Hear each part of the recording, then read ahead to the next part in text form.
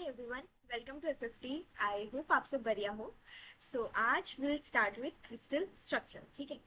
Crystal structure में जो topics हम कवर कर रहे होंगे, ठीक है, वो कुछ ये टॉपिक्स है। ठीक है, आप देख लो आराम से एंड ऑल्सो एकदम अच्छे से लेक्चर को एंजॉय करो। ठीक है, बहुत सारे विजुअल्स दिए हैं मैंने, क्योंकि ये चैप्टर को विजुअलाइज करना थोड़ा सा मुश्किल होता है।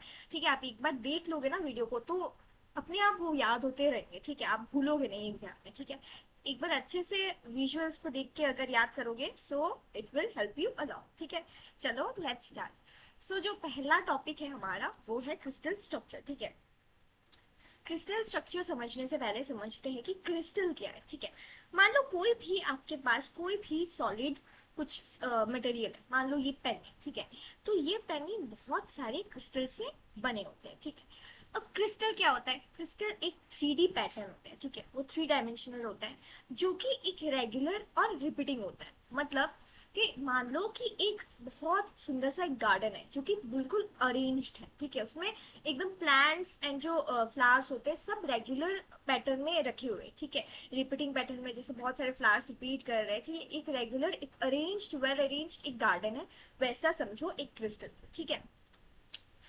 क्रिस्टल यही होता है कि crystal is a solid where atoms, ions या मॉलिक्यूल्स, मतलब ये जो हम बोल रहे हैं ना प्लांट्स फ्लावर्स, उसको आप ऐसे समझो कि वो एटम्स मॉलिक्यूल्स आयंस है। ठीक है, उसको सुंदर तरीके से अरेंज्ड है। ठीक है, in a regular repeating 3D pattern. ठीक है, थ्रू आउट द सॉलिड, मतलब पूरे सॉलिड में ऐसे ये 3D पैटर्न है। ठीक है, इतना समझ में आ गया हमको।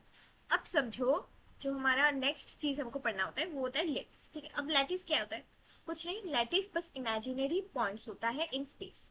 ठीक है, जैसे आपको यहाँ पे बहुत सारे ऐसे पॉइंट्स दिख रहा होगा। ठीक है, तो इस इन पॉइंट्स में पता है क्या होगा? इस पॉइंट्स में मैं 2 एटम रख सकती हूँ, 4 एटम रख सकती हूँ, कुछ भी रख सकती हूँ। ठीक है, मान लो ये पर्टिकुलर पॉइंट जो मैं यहाँ पे एरो से दिखा रही हूँ, ये पर्टिकुलर पॉइंट। ठीक है, तो इसमें मैं एटम्स रख सकती हूँ, तो मतलब ये पॉइंट मेरे को एटम का पोजीशन बता रहा है। ठीक है, तो लैटिस कुछ नहीं होता। Lattice is an imaginary 3D arrangement of points, set of points. ठीक है, सेट ऑफ इमेजिनरी पॉइंट्स है लैटिस। ठीक है, in space where each point shows the position of atoms, ion और मॉलिक्यूल्स इन अ क्रिस्टल। ठीक है, ऐसे समझो, सिंपल चीज है। लैटिस कुछ नहीं है, लैटिस एक इमेजिनरी सेट ऑफ पॉइंट्स है। ठीक है, एक अरेंजमेंट ऑफ पॉइंट्स है। ठीक है, जहां पे जो क्या बोलता है मेरे को, जो बताता है कि एटम्स, आयंस या मॉलिक्यूल जो भी है उनका पोजीशन क्या है। जैसे मान लो कि ये एक पर्टिकुलर पॉइंट है, यहाँ पे मैं 2 एटम रख सकती हूँ, 4 एटम रख सकती हूँ, तो ये पॉइंट मेरे को बताएगा कि एटम का पोजिशन यहाँ पे। ठीक है, इतना समझ में आ गया।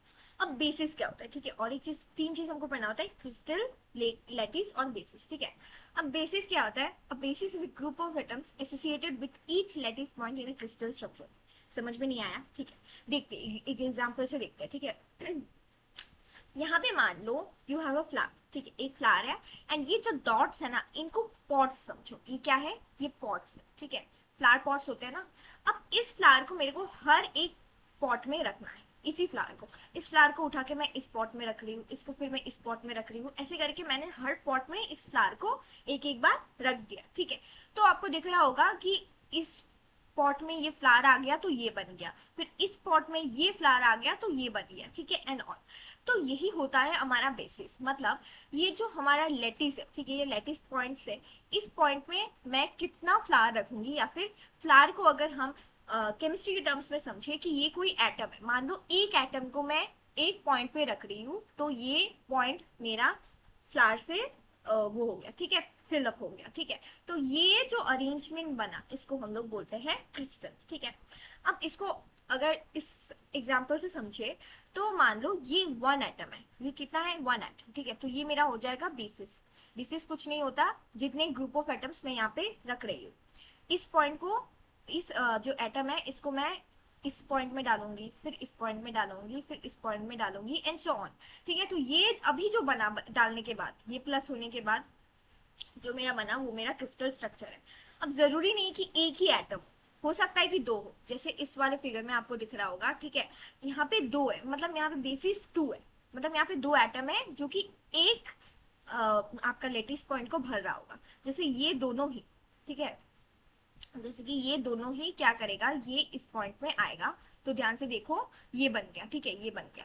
सिमिलरली ये दोनों अगर इस पॉइंट में आया तो ये बन गया। ठीक है, आपको दिख रहा होगा ना, हर एक पॉइंट में 2 एटम जगह ले रहा है, ठीक है। तो ये हमारा हो गया बेसिस, ये हमारे पॉइंट्स हो गए लेटिस, और लेटिस प्लस बेसिस हो जाता है जो हमारा बनता है, जो रिजल्टेंट अरेंजमेंट जो बनता है वो हमारा होता है crystal structure. I hope it is very clear, ठीक है। तो अगला टॉपिक है वो है हमारा टाइप्स ऑफ सॉलिड्स, ठीक है। तो ध्यान से समझो कि आपके आसपास में बहुत सारे सॉलिड मटेरियल्स आप दिख रहे होंगे, जैसे कि मान लो ये बोर्ड है, ठीक है, ये आपको दिख रहा होगा। तो ये देखो ध्यान से, तो ये एक डेफिनेट शेप का है, रिजिड है, ये एक डेफिनेट शेप का हमको दिख रहा है। पर यही पार्ट जो मटेरियल है वो अंदर बहुत सारे पार्टिकल से बने होते हैं, हमको पता है। कोई भी सॉलिड मटेरियल अंदर बहुत सारे पार्टिकल्स, एटम्स, मॉलिक्यूल से बने होते हैं, ठीक है। तो वो जो पार्टिकल्स है उनका अरेंजमेंट क्या ऐसे ही डेफिनेट होगा? नहीं। ये अंदर में जो घोल चलता है ना, मतलब अंदर में जो पार्टिकल्स है उनका जो अरेंजमेंट है या फिर उनका जो शेप है, उसको समझने के लिए दो तरीके के सॉलिड्स होते हैं, मतलब उस बेसिस पे दो तरीके के सॉलिड्स होते हैं। क्या? एक होता है हमारा एमोर्फस सॉलिड्स, एक होता है हमारा क्रिस्टलाइन सॉलिड्स, ठीक है। आपने पढ़ा है वैसे, पर फिर भी मैं समझाती हूँ, ठीक है। ध्यान से देखो क्रिस्टलाइन सॉलिड्स में क्या होता है, ये जो हमारा पार्टिकल्स का अरेंजमेंट है, ध्यान से देखो, ये जो चीज है वो चीज रिपीट कर रहा है, ठीक है। मतलब एक रेगुलर पैटर्न आपको दिख रहा है, एक फिक्स्ड पैटर्न, एक शेप जैसा, एक फिक्स्ड शेप जैसा आपको दिख रहा है, एक रिपीटिंग एक पैटर्न बनता हुआ दिख रहा है, ठीक है। तो ऐसे जो पार्टिकल्स का अरेंजमेंट होता है जिन सॉलिड्स में, उनको हम लोग बोलते हैं क्रिस्टलाइन सॉलिड्स, ठीक है। एंड इसमें देखो जो पार्टिकल्स का अरेंजमेंट है वो बहुत ज्यादा रैंडम है, मतलब कोई डेफिनेट शेप नहीं है, कुछ एक रेगुलरिटी नहीं है, कुछ फिक्स्ड चीजें नहीं है, एकदम रैंडमली अरेंज्ड है। तो इस अरेंजमेंट ऑफ पार्टिकल्स जिन सॉलिड्स में होते हैं उनको हम बोलते हैं अमॉर्फस सॉलिड्स। सिंपल है। क्रिस्टलाइन मतलब जो पार्टिकल्स, जो सॉलिड है वो जिस पार्टिकल से मेड अप है, ठीक है, वो पार्टिकल्स का अरेंजमेंट कैसा है, एकदम रेगुलर है, फिक्स्ड है, रिपीटिंग है, ठीक है, उसको हम लोग बोल देते हैं क्रिस्टलाइन सॉलिड्स, ठीक है। और एमोर्फस सॉलिड्स वो सॉलिड्स होते हैं जिसके जो पार्टिकल्स है, जिससे वो सॉलिड बना हुआ है, ठीक है, वो पार्टिकल्स का अरेंजमेंट क्या होता है, बहुत ज्यादा रैंडम होता है, ठीक है। बहुत ज्यादा लाइक कोई डेफिनेट शेप नहीं है, ठीक है, एकदम रैंडम ऑर्डर में वो लोग अरेंज्ड, ठीक है, उसको हम लोग बोल देते हैं अमॉर्फस सॉलिड्स। तो solids in which particles are arranged in fixed, repeating and regular pattern are crystalline, and solids in which particles are arranged in an irregular and random manner are called amorphous, ठीक है। ये कुछ उनके differences है, पूछे जाते हैं कभी कभी, अच्छे से आप पढ़ लो, ठीक है। अबाउट मेल्टिंग पॉइंट है कि किसका कैसा मेल्टिंग पॉइंट है, कौन अच्छा कंडक्टर है, कौन पुअर कंडक्टर है, ये कुछ प्रॉपर्टीज है, ये आप पढ़ लेना, पूछा जाता है, ठीक है। आ जाता है हमारा टाइप्स ऑफ क्रिस्टल्स, ठीक है। अब क्रिस्टल्स का जो टाइप्स है, ठीक है, वो आयनिक हो सकता है, कोवलेंट हो सकता है, मेटेलिक हो सकता है, मॉलिक्यूलर हो सकता है। कैसे? हमने ये बॉन्ड्स के बारे में तो पढ़ा ही हुआ है, ठीक है। जैसे आयनिक है, ठीक है, उसमें इलेक्ट्रोस्टैटिक बॉन्ड होता है, आयंस होते हैं प्लस एंड माइनस, जैसे कि मान लो NaCl है, हाँ। तो हमको पता है कि आयनिक बॉन्ड में क्या होता है, उसमें transfer, complete transfer of electrons होता है। अब दूसरा जो होता है वो होता है कोवलेंट। कोवलेंट में क्या होता है, शेयरिंग होता है, दो एटम्स के बीच में इलेक्ट्रॉन्स शेयर हो रहे होते हैं, ठीक है, उसमें कंप्लीट ट्रांसफर नहीं होता, उसमें शेयरिंग होता है, इसलिए वो थोड़ा सा वीकर बॉन्ड है as compare to ion. And तीसरा होता है आपका मेटेलिक, जो कि मेटल मेटल के बीच में जो बॉन्ड होता है, एंड आपका होता है मॉलिक्यूलर, जो मॉलिक्यूल्स के बीच में बॉन्ड होता है, ठीक है। चलो ये भी समझ में आ गया। अब एक चीज होता है आपका types of crystal systems, important है, ठीक है। अब इसको समझने के लिए सबसे पहले हम समझते हैं लैटिस पैरामीटर्स, ठीक है, वो क्या होता है, ध्यान से देखो, हाँ। तो ये एक यूनिट सेल है, यूनिट सेल क्या है हम आगे पढ़ेंगे, ठीक है, अच्छे से। अभी आपको बस जो मैं बोल रही हूँ लैटिस पैरामीटर वो समझो, ठीक है। वो क्या होता है, मान लो ये क्यूब है, ठीक है। अब इस क्यूब को ही हम लोग यूनिट सेल बोलते हैं, ठीक है, हम लोग पढ़ेंगे। अब समझो कि ये जो यूनिट सेल है उसके कुछ साइड्स होते हैं, ठीक है, ये आपको कुछ साइड्स दिख रहे होंगे, ठीक है। इस साइड्स का जो वैल्यू है वो A B C आपको दिख रहा होगा, ठीक है। सिमिलरली इनके बीच का कुछ एंगल्स है, ठीक है। तो ये जो पैरामीटर्स होते हैं, ठीक है, लैटिस का, उसको हम लोग बोलते हैं लैटिस पैरामीटर्स। अब वो तीन तरीके का होता है, लैटिस एक्सिस, ठीक है, लैटिस एक्सिस तो आपको दिख रहा होगा, X axis, Z axis, Y axis, ठीक है। प्रिमिटिव्स और इंटरसेप्ट्स, इंटरसेप्ट्स का मतलब, ठीक है, अच्छे से समझते हैं। देखो ये जो हमारा यूनिट सेल है या फिर ये जो क्यूब है, ठीक है, ये एक्स एक्सिस को कहाँ पे कट कर रहा है, तो ध्यान से देखो, यहाँ पे एक्स एक्सिस को कट कर रहा है, ठीक है, एक्स एक्सिस को, ठीक है, तो इस पॉइंट पे कट कर रहा है। तो यहाँ से ओरिजिन से इस पॉइंट का जो डिस्टेंस होगा, जैसे कि ए है, तो ये मेरा हो जाएगा एक्स इंटरसेप्ट, ठीक है। सिमिलरली वाई इंटरसेप्ट क्या होगा, ठीक है, ये जो क्यूब है या फिर जो यूनिट सेल है वो कहाँ पे कट कर रहा है, यहाँ पे। ठीक है, तो यहाँ से ओरिजिन का जो डिस्टेंस, ओरिजिन से यहाँ का जो डिस्टेंस हो जाएगा, जैसे कि इस केस में बी है, तो ये मेरा हो जाएगा वाई इंटरसेप्ट। सिमिलरली जो जेड एक्सिस है उसको कहाँ पे कट कर रहा है, इधर। ठीक है, तो फिर मेरा जो ये वाला डिस्टेंस हो जाएगा from origin to this point, ये मेरा हो जाएगा जेड इंटरसेप्ट। ठीक है, इंटरसेप्ट एकदम क्लियर हो गया। ठीक है, जो तीसरा चीज होता है वो होता है इंटरएक्शियल एक्सिस। ठीक है, वो क्या होता है, ध्यान से देखो इस फिगर में। ठीक है, यहाँ पे आपको दिख रहा होगा ये z एक्सिस और y एक्सिस, ये वाला जो c और b इंटरसेप्ट है, इन दोनों लाइन के बीच में जो एंगल है वो मेरा क्या है, अल्फा। ठीक है, एंड सिमिलरली जो z और x एक्सिस के बीच का जो एंगल है ये आपको दिख रहा होगा, ये आपका क्या है, ये है बीटा। ठीक, एंड जो x और y एक्सिस के बीच में जो एंगल है वो क्या है, गामा। ठीक है, तो हमको ये पैरामीटर्स अच्छे से विजुअलाइज हो गया, हमको अच्छे से समझ में आ गया। ठीक है, चलो ये भी हो गया। अब ये जो पैरामीटर्स है उनको अगर डिफरेंट डिफरेंट वैल्यूज देते हैं, अगर उनको वेरी करते हैं, जैसे कभी a इक्वल टू बी हो गया, a equal to B equal to C हो गया, कभी हुआ कि a not equal to B not equal to C हो गया, अल्फा इक्वल टू गामा हो गया, मतलब ऐसे अगर हम लोग डिफरेंट डिफरेंट पैरामीटर्स को अगर वेरी करें तो हमारे कुछ क्रिस्टल सिस्टम्स बनते हैं। ठीक है, अब बहुत सारे बन सकते हैं, बहुत सारे परमुटेशन कम्बिनेशन हो सकता है। ठीक है, पर जो पॉसिबल होता है वो 7 क्रिस्टल सिस्टम होता है। ठीक है, ये 7 आपका क्रिस्टल सिस्टम होता है जो कि पॉसिबल होता है। ठीक है, यहाँ पे चेंजेस क्या है, एक्सेस में चेंजेस है, एंगल्स में चेंजेस है। ठीक है, इस हिसाब से इनका नाम है। ठीक है, अब ये याद रखना है, एंड याद रखने के लिए मैं ट्रिक बताऊंगी। ठीक है, कि एक शॉर्ट ट्रिक है, मेरे को भी मेरे एक टीचर ने बताया था। ठीक है, वो शॉर्ट ट्रिक क्या है, ध्यान से समझो। जैसे हम लोग कभी बोलते हैं ना कि वो सीटी मारती है। ठीक है, मान लो कोई एक लड़की जा रही है, उसने सीटी मार दी आपको देख के। ठीक है, तो आप क्या बोलोगे, वो सीटी मारती है। ठीक है, तो इसको बस थोड़ा सा चेंज कर लो, क्या बोलोगे आप यहाँ पे, सीटी वो मारती है बोलना है, थोड़ा सा चेंज हो जाएगा, यहाँ पे क्या हो जाएगा, मारती है। ठीक है, बस याद रखने के लिए यहाँ पे मैं बोलूंगी सी। ठीक है, सी टी। ठीक है, सी टी। ठीक है, वो, सीटी वो, सीटी वो से सीटी वो हो गया। ठीक है, फिर हो जाएगा माँ, मारती है, पर यहाँ पे थोड़ा सा चेंज कर देंगे क्योंकि थोड़ा केमिस्ट्री रिलेटेड है तो एक्सेप्शंस तो होगा। तो ये क्या हो जाएगा, माँ त री।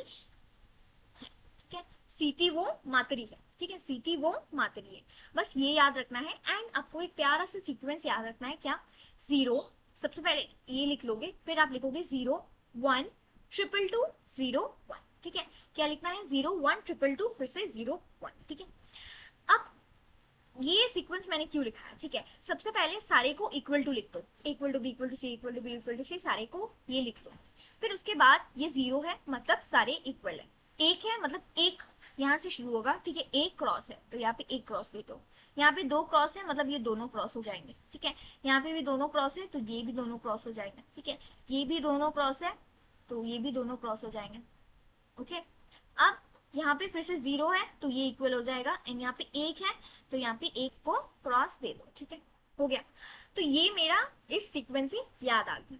अब अल्फा बीटा गामा के लिए, ठीक है, पहले का 3 तो बिल्कुल सेम रहेगा। ठीक है, alpha beta, alpha equal to beta equal to gamma equal to 9, सब में ऐसे 90 90 लिख दो। ठीक है, ये तीनों के लिए सब कुछ सेम रहेगा। ठीक है, अब फिर उसके बाद इसके लिए थोड़ा सा आपको याद करना पड़ेगा, याद कर लेना, ये मोनोक्लिनिक बहुत ज्यादा हरामी है। ठीक है, मतलब बहुत ज्यादा गंदा है। ठीक है, तो वो क्या कर रहा है, मोनोक्लिनिक में थोड़ा सा याद करना है, क्या याद करना है, alpha equal to gamma equal to 90 होता है, और बीटा क्या होता है, नॉट इक्वल टू 90। बस ये थोड़ा सा आपको याद करना है। ठीक है, एंड उसके अलावा सीधे आ जाओ हेक्सागोनल। ठीक है, जंप करके आ जाओ हेक्सागोनल में लाइक अ मंकी। ठीक है, ऐसे जंप कर लो, जंप करके आ जाओ हेक्सागोनल में। अब हेक्सागोनल में आ गए आप तो इसको alpha equal to beta equal to 90 and कुछ हेक्सा, हेक्स मतलब कुछ 120 डिग्री का एंगल ऐसे याद आ रहा है ना। ठीक है, तो इसीलिए यहाँ पे एक एंगल क्या हो जाएगा आपका 120 और अल्फा बीटा क्या हो जाएगा 9। ठीक है, ये दोनों याद आ गया।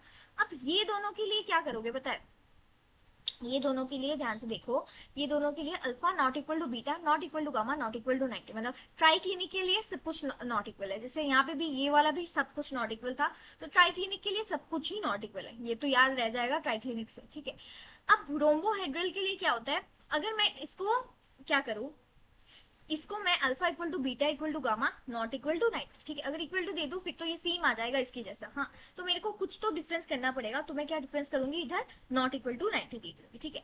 ये रोम्बोहेड्रल थोड़ा याद रखना पड़ेगा, एंड ये बाकी हेक्सा तो 120 थोड़ा सा हेक्सेक्स याद आ रहा है, ठीक है। एंड ये ट्राइक्लिनिक वाला तो टोटली नॉट इक्वल टू हो जाएगा। इतना ज्यादा नहीं पूछते हैं, फिर भी पता हो इसलिए मैंने एक शॉर्ट ट्रिक आपको बता दिया है, ठीक है। तो ये कुछ आपके 7 क्रिस्टल सिस्टम्स होते हैं, ठीक है। अगर आपको विजुअलाइज करके देखना है तो आप ऐसे देख सकते हो, जैसे यहाँ पे सारे एंगल्स 90 है तो आपको दिख रहा होगा, एंड सारे साइड्स भी इक्वल है, ठीक है।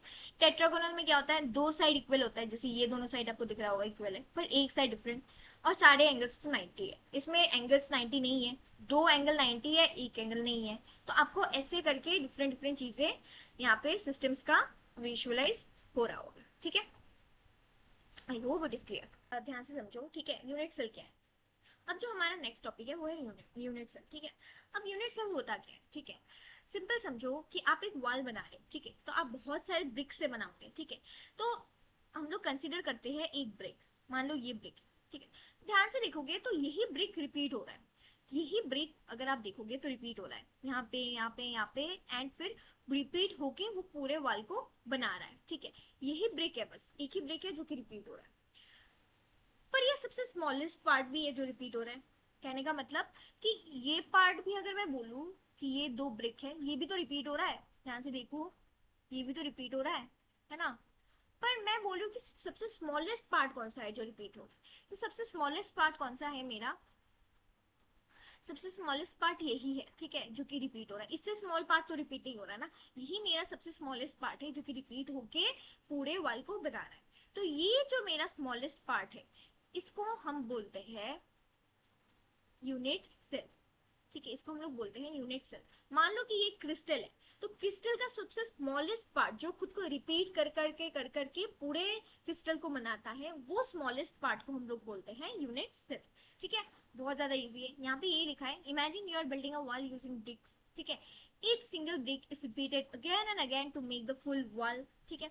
in crystals the unit cell is like that single brick. It is the smallest part of the crystal which repeats itself in all directions. Her direction में ये खुद को रिपीट कर रहा है to make the whole crystal, ठीक है। सबसे सिंपलेस्ट एक्सप्लेनेशन है। अब यूनिट सेल का डेफिनेशन इधर लिखा है। अब उसके कुछ पार्ट्स होते हैं, ठीक है। क्या पार्ट्स होते हैं, देखो यहाँ से, हाँ यहाँ पे देखो एक चीज, हमने जो लैटिस पढ़ा था ना, ये जो पॉइंट्स हमने पढ़ा था, ये क्या थे, ये लैटिस पॉइंट्स थे। लैटिस पॉइंट्स के ऊपर हम लोग एटम्स को रख रहे थे, ठीक है। तो ये जो हमारे पॉइंट्स हो गए सारे कॉर्नर्स वाले, वो क्या है, वो हमारे लैटिस पॉइंट्स है, उसमें हमने एटम्स को रखा, ठीक है। अब ये जो मेरा एक स्ट्रक्चर है, ये क्या है, ये मेरा एक यूनिट सेल है, ठीक है। एक तो नहीं होता, यही सेम पैटर्न, मतलब यही जो बॉक्स है वो खुद को रिपीट कर रहा है। जैसे यहाँ पे देखो, ये जो बॉक्स है वो खुद को ऐसे ऐसे करके रिपीट कर रहा है पूरी, इसी डायरेक्शन में, उस डायरेक्शन में, इस डायरेक्शन में। तो ये मेरा सबसे स्मॉलेस्ट यूनिट है जो खुद को रिपीट कर रहा है, तो ये मेरा क्या हो गया, यूनिट सेल हो गया, ठीक है। अब यूनिट सेल के क्या पार्ट्स होते हैं, देखो यूनिट सेल के कुछ कॉर्नर्स होते हैं, ठीक है। ये जो हमारे एटम जहाँ पे प्लेस्ड है ये हमारे कॉर्नर्स है, ठीक है। फिर क्या होता है, आपका एजेस होता है, ठीक है। एजेस क्या होता है, दो एटम्स को जोड़ने वाला जो लाइन होता है वो मेरा एजेस हो गया, ठीक है। ऐसे बहुत सारे एजेस है यहाँ पे। फिर मेरा हो गया फेस। फेस कौन सा है, फेस मेरा है जो फ्लैट स्ट्रक्चर आपको दिख रहा होगा, ठीक है। ध्यान से देखो, ये जो मेरा फ्लैट स्ट्रक्चर है, ये जो मेरा फ्लैट स्ट्रक्चर है, ये मेरा क्या है, ये मेरा है एक फेस, ठीक है। ऐसे ही मेरे दूसरे फेसेस भी है, ठीक है। बॉडी क्या है, ये जो अंदर वाला पार्ट है, यूनिट सेल का अंदर वाला पार्ट क्या हो गया मेरा, बॉडी। ये चार तरीके का पार्ट्स मेरे हो गए। अब ये चारों पार्ट्स में मैं एटम्स को प्लेस कर सकती हूँ। उस हिसाब से यूनिट सेल्स के दो टाइप्स होते हैं, क्या, एक होता है प्रिमिटिव, एक होता है नॉन प्रिमिटिव। सिंपल तरीके से समझो, प्रिमिटिव कौन सा होता है बताए, हमने अभी पढ़ा था सबसे स्मॉलेस्ट यूनिट जो खुद को रिपीट करता है वो यूनिट सेल होता है। अब बहुत सारे यूनिट सेल्स में जो सबसे स्मॉलेस्ट पॉसिबल यूनिट सेल होता है, बहुत सारे यूनिट सेल्स में, एक लैटिस में बहुत सारे यूनिट सेल्स है, उसमें भी सबसे स्मॉलेस्ट पॉसिबल जो यूनिट सेल है, ठीक है, उसको हम लोग कंसीडर करेंगे। एंड उसके सारे कोने में, सारे कॉर्नर्स में हम क्या करेंगे, एटम्स को प्लेस कर देंगे। अब जो हमारा यूनिट सेल बनेगा उसको हम लोग बोलेंगे प्रिमिटिव यूनिट्स, ठीक है। उसको हम लोग क्यूबिक भी बोलते हैं, सिंपल क्यूबिक पढ़ा होता है, ठीक है। इसको हम लोग सिंपल क्यूबिक यूनिट सेल भी बोलते हैं, ये हमारा प्रिमिटिव होता है। अब नॉन प्रिमिटिव कौन सा है, प्रिमिटिव कौन सा है, ठीक है, जो प्रिमिटिव नहीं है वो नॉन प्रिमिटिव है। मतलब कि जो यूनिट सेल, ठीक है, उसके कॉर्नर्स पे तो एटम्स है ही है, ठीक है, साथ ही में उसके बॉडी में या उसके फेस में या उसके एज में कहीं और भी एटम्स प्रेजेंट है, तो उसको हम लोग बोल देंगे कि वो नॉन प्रिमिटिव है, ठीक है। तो इसका डेफिनेशन यही है कि प्रिमिटिव सेल वो होता है जो सबसे स्मॉलेस्ट पॉसिबल यूनिट सेल होता है एंड उसके कॉर्नर्स पे एटम्स प्लेस्ड होते हैं। नॉन प्रिमिटिव वो यूनिट सेल होते हैं जिसके कॉर्नर्स पे तो एटम्स होते ही है, साथ में उसके फेस में उसके एजेस में कहीं और भी एटम्स प्रेजेंट होते हैं साथ ही में, ठीक है। अब ये प्रिमिटिव नॉन प्रिमिटिव के भी कुछ टाइप्स होते हैं, ठीक है। अब जो टाइप्स ऑफ यूनिट सेल्स होते हैं वो क्या होते हैं, ध्यान से देखो। पहला तो होता है हमारा सिंपल क्यूबिक, ठीक है। सिंपल क्यूबिक कौन सा होता है, जिसमें अभी हमने पढ़ा था, ठीक है, कॉर्नर्स में एटम्स प्लेस्ड होते हैं, ये होता है हमारा प्रिमिटिव, ठीक है। अब नॉन प्रिमिटिव में क्या क्या होता है, बॉडी सेंटर्ड होता है, फेस सेंटर्ड होता है, ठीक है, जिसमें कॉर्नर्स पे तो है ही है, साथ में बॉडी जो हमने बोला था ना inside part of the unit cell उसमें एक एटम होता है। फेस सेंटर्ड कौन सा होता है, जिसमें फेसेस अभी हमने पढ़ा था, ठीक है, फेसेस में एक एटम प्लेस्ड होता है सारे फेसेस में, उसको हम लोग बोल देते हैं फेस सेंटर, ठीक है। अच्छे से डिटेल्ड वे में पढ़ेंगे सबको। और एक होता है हमारा एंड सेंटर, ठीक है। कोऑर्डिनेशन नंबर सिंपल चीज है, ध्यान से देखो, यहाँ पे आपको एक रेड कलर का एटम दिख रहा होगा, ठीक है। अब ये जो रेड कलर का एटम, ठीक है, वो डायरेक्ट टच में किस किस एटम के है, इसके है, इसके है, इसके है और इसके है, ठीक है। ये चारों जो ग्रीन एटम्स आपको दिख रहे होंगे, ठीक है, उनके ये जो रेड कलर का एटम है वो इनके डायरेक्ट टच में है, तो इसका कोऑर्डिनेशन नंबर क्या हो गया, 4, ठीक है। तो यही बोला है कि जो इसके nearest the coordination number of a central atom in A crystal is the number of its nearest neighbours, इसके आसपास के नेबर्स के कितने सारे नेबर्स हैं, मतलब सिंपल समझो कि ये जो एटम है वो किस किस एटम्स के डायरेक्ट टच में है, जितने नंबर ऑफ एटम्स के वो डायरेक्ट टच में है वो हो जाएगा उसका कोऑर्डिनेशन नंबर, ठीक है। तो अब सबसे पहले जो हम पढ़ने वाले हैं वो है सिंपल क्यूबिक यूनिट सेल, ठीक है। अब सिंपल क्यूबिक यूनिट सेल, ठीक है, क्या होता है, वो यूनिट सेल होता है जिसके कॉर्नर्स पे क्या होता है, एटम्स रखे होते हैं, ठीक है। अब उसके चार चीजें हम पढ़ेंगे, ठीक है। सबसे पहला है कोऑर्डिनेशन नंबर, वो थोड़ी देर बाद पढ़ते हैं हम लोग, ठीक है। सबसे पहले पढ़ेंगे हम number of atoms per unit cell equal to 1। अब ये कैसे आए, ठीक है, ध्यान से देखो, ये हमारा क्या है, ये हमारा एक यूनिट सेल है, ठीक है, ये हमारा क्या है, सिंपल क्यूबिक यूनिट सेल। क्यों, क्योंकि इसके कॉर्नर्स पे एटम्स रखे हुए, ठीक है। अब इस यूनिट सेल में अगर ध्यान से देखो, ये जो एटम है, ठीक है, ये जो एटम आपको दिख रहा है, क्या आपको दिख रहा है इसका, इस एटम का कुछ हिस्सा बाहर है एंड कुछ हिस्सा इसका अंदर है। असल में तो अभी आपको दिख रहा होगा कि ये बहुत दूर दूर है, असल में ऐसा नहीं होता, असल में ऐसा होता है, ठीक है। असल में ये बहुत बड़े बड़े होते हैं, ये बस रिप्रेजेंटेशन के लिए एक रॉड जैसा बनाया है, वो एक्चुअली में आपको बॉन्ड समझाता है, ठीक है, दोनों के बीच में। तो अभी जो मेरा पॉइंट था कि ये जो एटम है उसका कुछ हिस्सा बाहर है, कुछ हिस्सा इसका अंदर है, ठीक है। सिमिलरली इसका भी कुछ हिस्सा अंदर है, कुछ हिस्सा बाहर है, ठीक है। सिमिलरली इसका भी कुछ हिस्सा अंदर है, कुछ हिस्सा बाहर है, क्योंकि सारे एटम्स आइडेंटिकल है। तो मान लो कि इसका एक्स हिस्सा अंदर है, तो इसका भी एक्स हिस्सा अंदर होगा, सिमिलरली इसका भी एक्स हिस्सा अंदर होगा, इसका भी एक्स हिस्सा अंदर होगा, इसका भी एक्स, इसका भी एक्स, इसका भी एक्स, इसका भी एक्स, ठीक है। एक्स हिस्सा इन सबका अंदर अंदर होगा। अब अंदर ये आटो एक्स हिस्सा मिला के अंदर मेरे को बोलेंगे कि यूनिट सेल के अंदर कितने एटम्स है, ठीक है। जैसे यहाँ पे एक्स है, मतलब आटो एक्स मिला के मेरे को बताएंगे कि अंदर कितने एटम्स है, मतलब यूनिट सेल के अंदर कितने एटम्स है। तो यही मेरे को निकालना है number of atoms per unit cell, ठीक है। तो इक्वल टू 1 कैसे आता है, इसके लिए हमको एक्स निकालना है। अब एक्स का जो वैल्यू होता है ना वो कितना होता है पता है, 1/8। अब आप बोलोगे 1/8 कैसे आया, ठीक है। अब ध्यान से देखो, अगर मैं 8 इंटू 1/8 करूँ तो मेरा 1 आ जा रहा है ना, ठीक है। अब ये 1/8 आता कैसे, ठीक है, तो ध्यान से इस चीज को देखो, इस एनिमेशन को देखो, ठीक है, क्लियर हो जाएगा आपका। इनको देखो, ठीक है, यहाँ पे आपको दिख रहा होगा कि ये जो मेरा एटम का 1/8 हिस्सा है वो अंदर है और 7/8 हिस्सा बाहर है, ठीक है।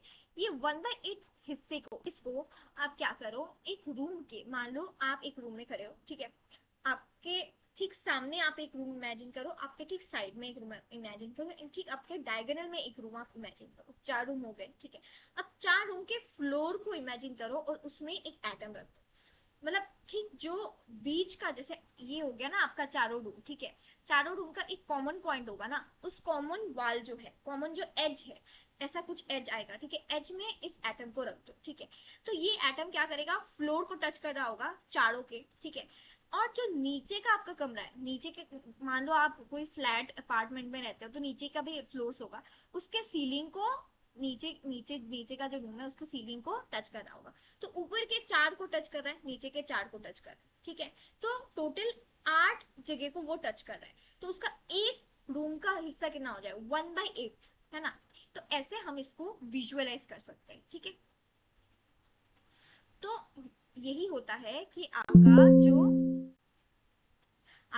जो देखो, आपका जो 1/8 हिस्सा है वो अंदर होता है, 7/8 हिस्सा बाहर होता है, ठीक है। सिमिलरली ये एक एटम के लिए, ऐसे 8 एटम के लिए होता है, ठीक है। 8 एटम क्योंकि आइडेंटिकल है, तो आठों के लिए मैंने बोल दिया कि 8 × 1/8 मेरा हो जाएगा, मेरे यूनिट सेल के अंदर कितने एटम्स है, तो वो आया कि नंबर ऑफ एटम्स एक यूनिट सेल के अंदर कितना आ गया, मेरा 1 आ गया, ठीक है। अब जो अगला चीज है वो है पैकिंग एफिशिएंसी, ठीक है। अब पैकिंग एफिशिएंसी क्या होता है, समझो, ठीक है। सबसे पहले पैकिंग एफिशिएंसी समझने से पहले ये समझो, ये मेरे को एक रिलेशन निकालना है between the radius of that atom and the lattice parameter of that unit, मतलब ए, जैसे इसका साइड हो गया इसका ए, ठीक है। तो ए का बराबर देखो क्या होगा, ये मेरा पूरा लेंथ है ए, ठीक है, एंड ये मेरे दो रेडियस के बराबर है, इस रेडियस के इस रेडियस के, तो मैं बोल दूंगी A equal to 2r for simple cubic, ठीक है। सिंपल क्यूबिक के लिए ए इक्वल टू 2r, ये रिलेशन आ गया। Why is this relation important? To find out the atom packing factor, ठीक है। अब आपका पैकिंग फ्रैक्शन क्या होता है, कोई भी यूनिट सेल के अंदर कितना हिस्सा एक जो एटम्स है वो ऑक्युपाई कर रहा है, वो मेरे को बताता है उस यूनिट सेल का पैकिंग फ्रैक्शन, ठीक है। तो पैकिंग फ्रैक्शन जितना ज्यादा होगा उतना आप मान लोगे कि उतना ज्यादा ऑक्युपाई कर रहा है एटम्स, ठीक है। तो वो निकालने का जो फॉर्मूला होता है वो होता है volume of atoms in unit cell by volume of unit cell, ठीक है। सबसे पहले मैं क्या करूंगी, APF इज इक्वल्स टू, ठीक है। सबसे पहले मैं क्या करूंगी, मेरे को निकालना है volume of atoms in unit cell. तो पहले मेरे को ये तो पता होना चाहिए ना कि यूनिट सेल के अंदर कितने एटम्स है। सिंपल क्यूबिक के लिए एक है, अभी हमने देखा था, ठीक है, कैसे आता है, एक है, मतलब यूनिट सेल के अंदर अंदर कितने एटम्स है, एक है, ठीक है। तो मेरा 1 आ गया, तो 1 एटम के लिए मेरे को वॉल्यूम निकालना है, ठीक है। अब वॉल्यूम कितना है, ठीक है, वॉल्यूम हमको पता है, एटम का वॉल्यूम कितना होता है, स्पीयर होता है वो, ठीक है। तो इसका वॉल्यूम हो जाता है मेरा 4/3 πr, ठीक है। समझ में आ गया ये कैसे निकाला, एक एटम का वॉल्यूम लिखा और जितने एटम्स है उससे मल्टीप्लाई कर दिया, ठीक है। 1 एटम है तो 1, तो total volume of atoms in unit cell मिल गया, divided by volume of unit cell. Unit cell का वॉल्यूम कितना होगा, यूनिट सेल का वॉल्यूम कितना हो जाएगा, ए क्यूब, ठीक है। ये आ गया मेरा, ठीक है, साइड का क्यूब, ठीक है, ठीक है, ये आ गया। अब यहाँ पे रेडियस को क्या लिखते हैं, 0.5 है, ये कैसे आया पता है ना, इक्वल टू 2r है ना, तो इक्वल टू हाफ आर, ठीक है। इससे मेरा इक्वल टू 0.5r आ, ठीक है। इससे मेरा जो पैकिंग क्या कहते हैं, इसका पैकिंग फैक्टर आया वो कितना आया, ध्यान से देखो, यहाँ पे πr³ है, ठीक है। तो मेरा क्या कहते हैं, यहाँ से ए क्यूब चला जाएगा और बाकी सारे कॉन्स्टेंट्स आ जाएंगे, उसको मैं अगर सॉल्व करूंगी तो मेरा जो पैकिंग फ्रैक्शन आता है for a simple cubic structure वो आता है 0.5। इसको ही अगर मैं परसेंटेज में लिखूं तो मेरा पैकिंग एफिशिएंसी हो जाएगा, ठीक है। I hope this is clear. अब एक चीज रह गया था, कोऑर्डिनेशन नंबर। अब कोऑर्डिनेशन नंबर समझने के लिए एक चीज देखो, ठीक है। कोऑर्डिनेशन नंबर समझने के लिए ध्यान से एक चीज देखो, ठीक है। कोऑर्डिनेशन नंबर क्या था, हमने बोला था, ठीक है। कोऑर्डिनेशन नंबर कुछ नहीं है, कोऑर्डिनेशन नंबर वो नंबर होता है, कोई एक एटम किस किस एटम्स, मतलब कितने एटम्स के साथ वो डायरेक्ट टच में है, वो उसका हो जाएगा कोऑर्डिनेशन नंबर, ठीक। अब टॉप व्यू में अगर ध्यान से देखोगे तो ये जो रेड वाला एटम है वो मेरा कंसर्न पार्ट है, ठीक है। ये मेरा रेड वाला पार्ट जो है वो मेरा कंसर्न पार्ट है, ठीक है, उसका मेरे को निकालना है।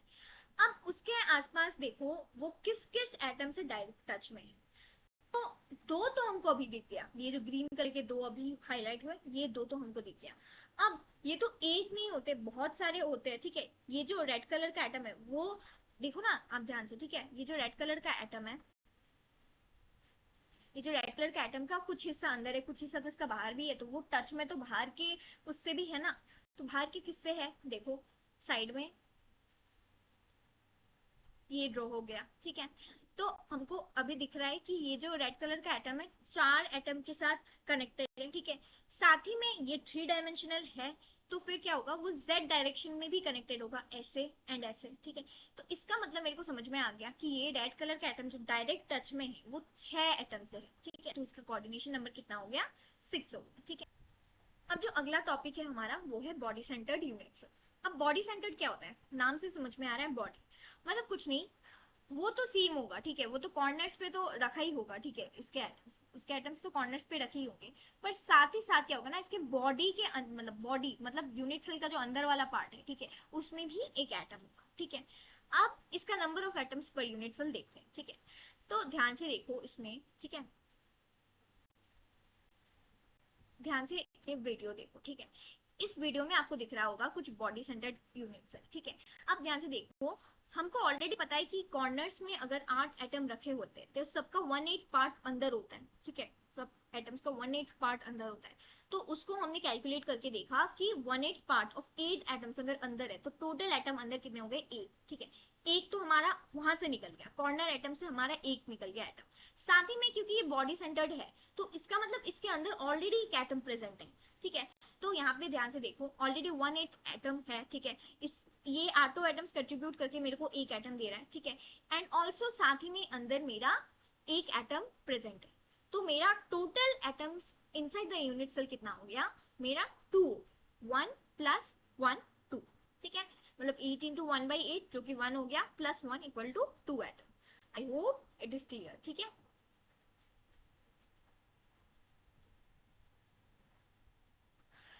अब जो अगला चीज है उसका पैकिंग फ्रैक्शन निकालना, ठीक है। पैकिंग फ्रैक्शन इसके लिए जो equal to 2r last time आया था ये नहीं आएगा यहाँ पे, ठीक है।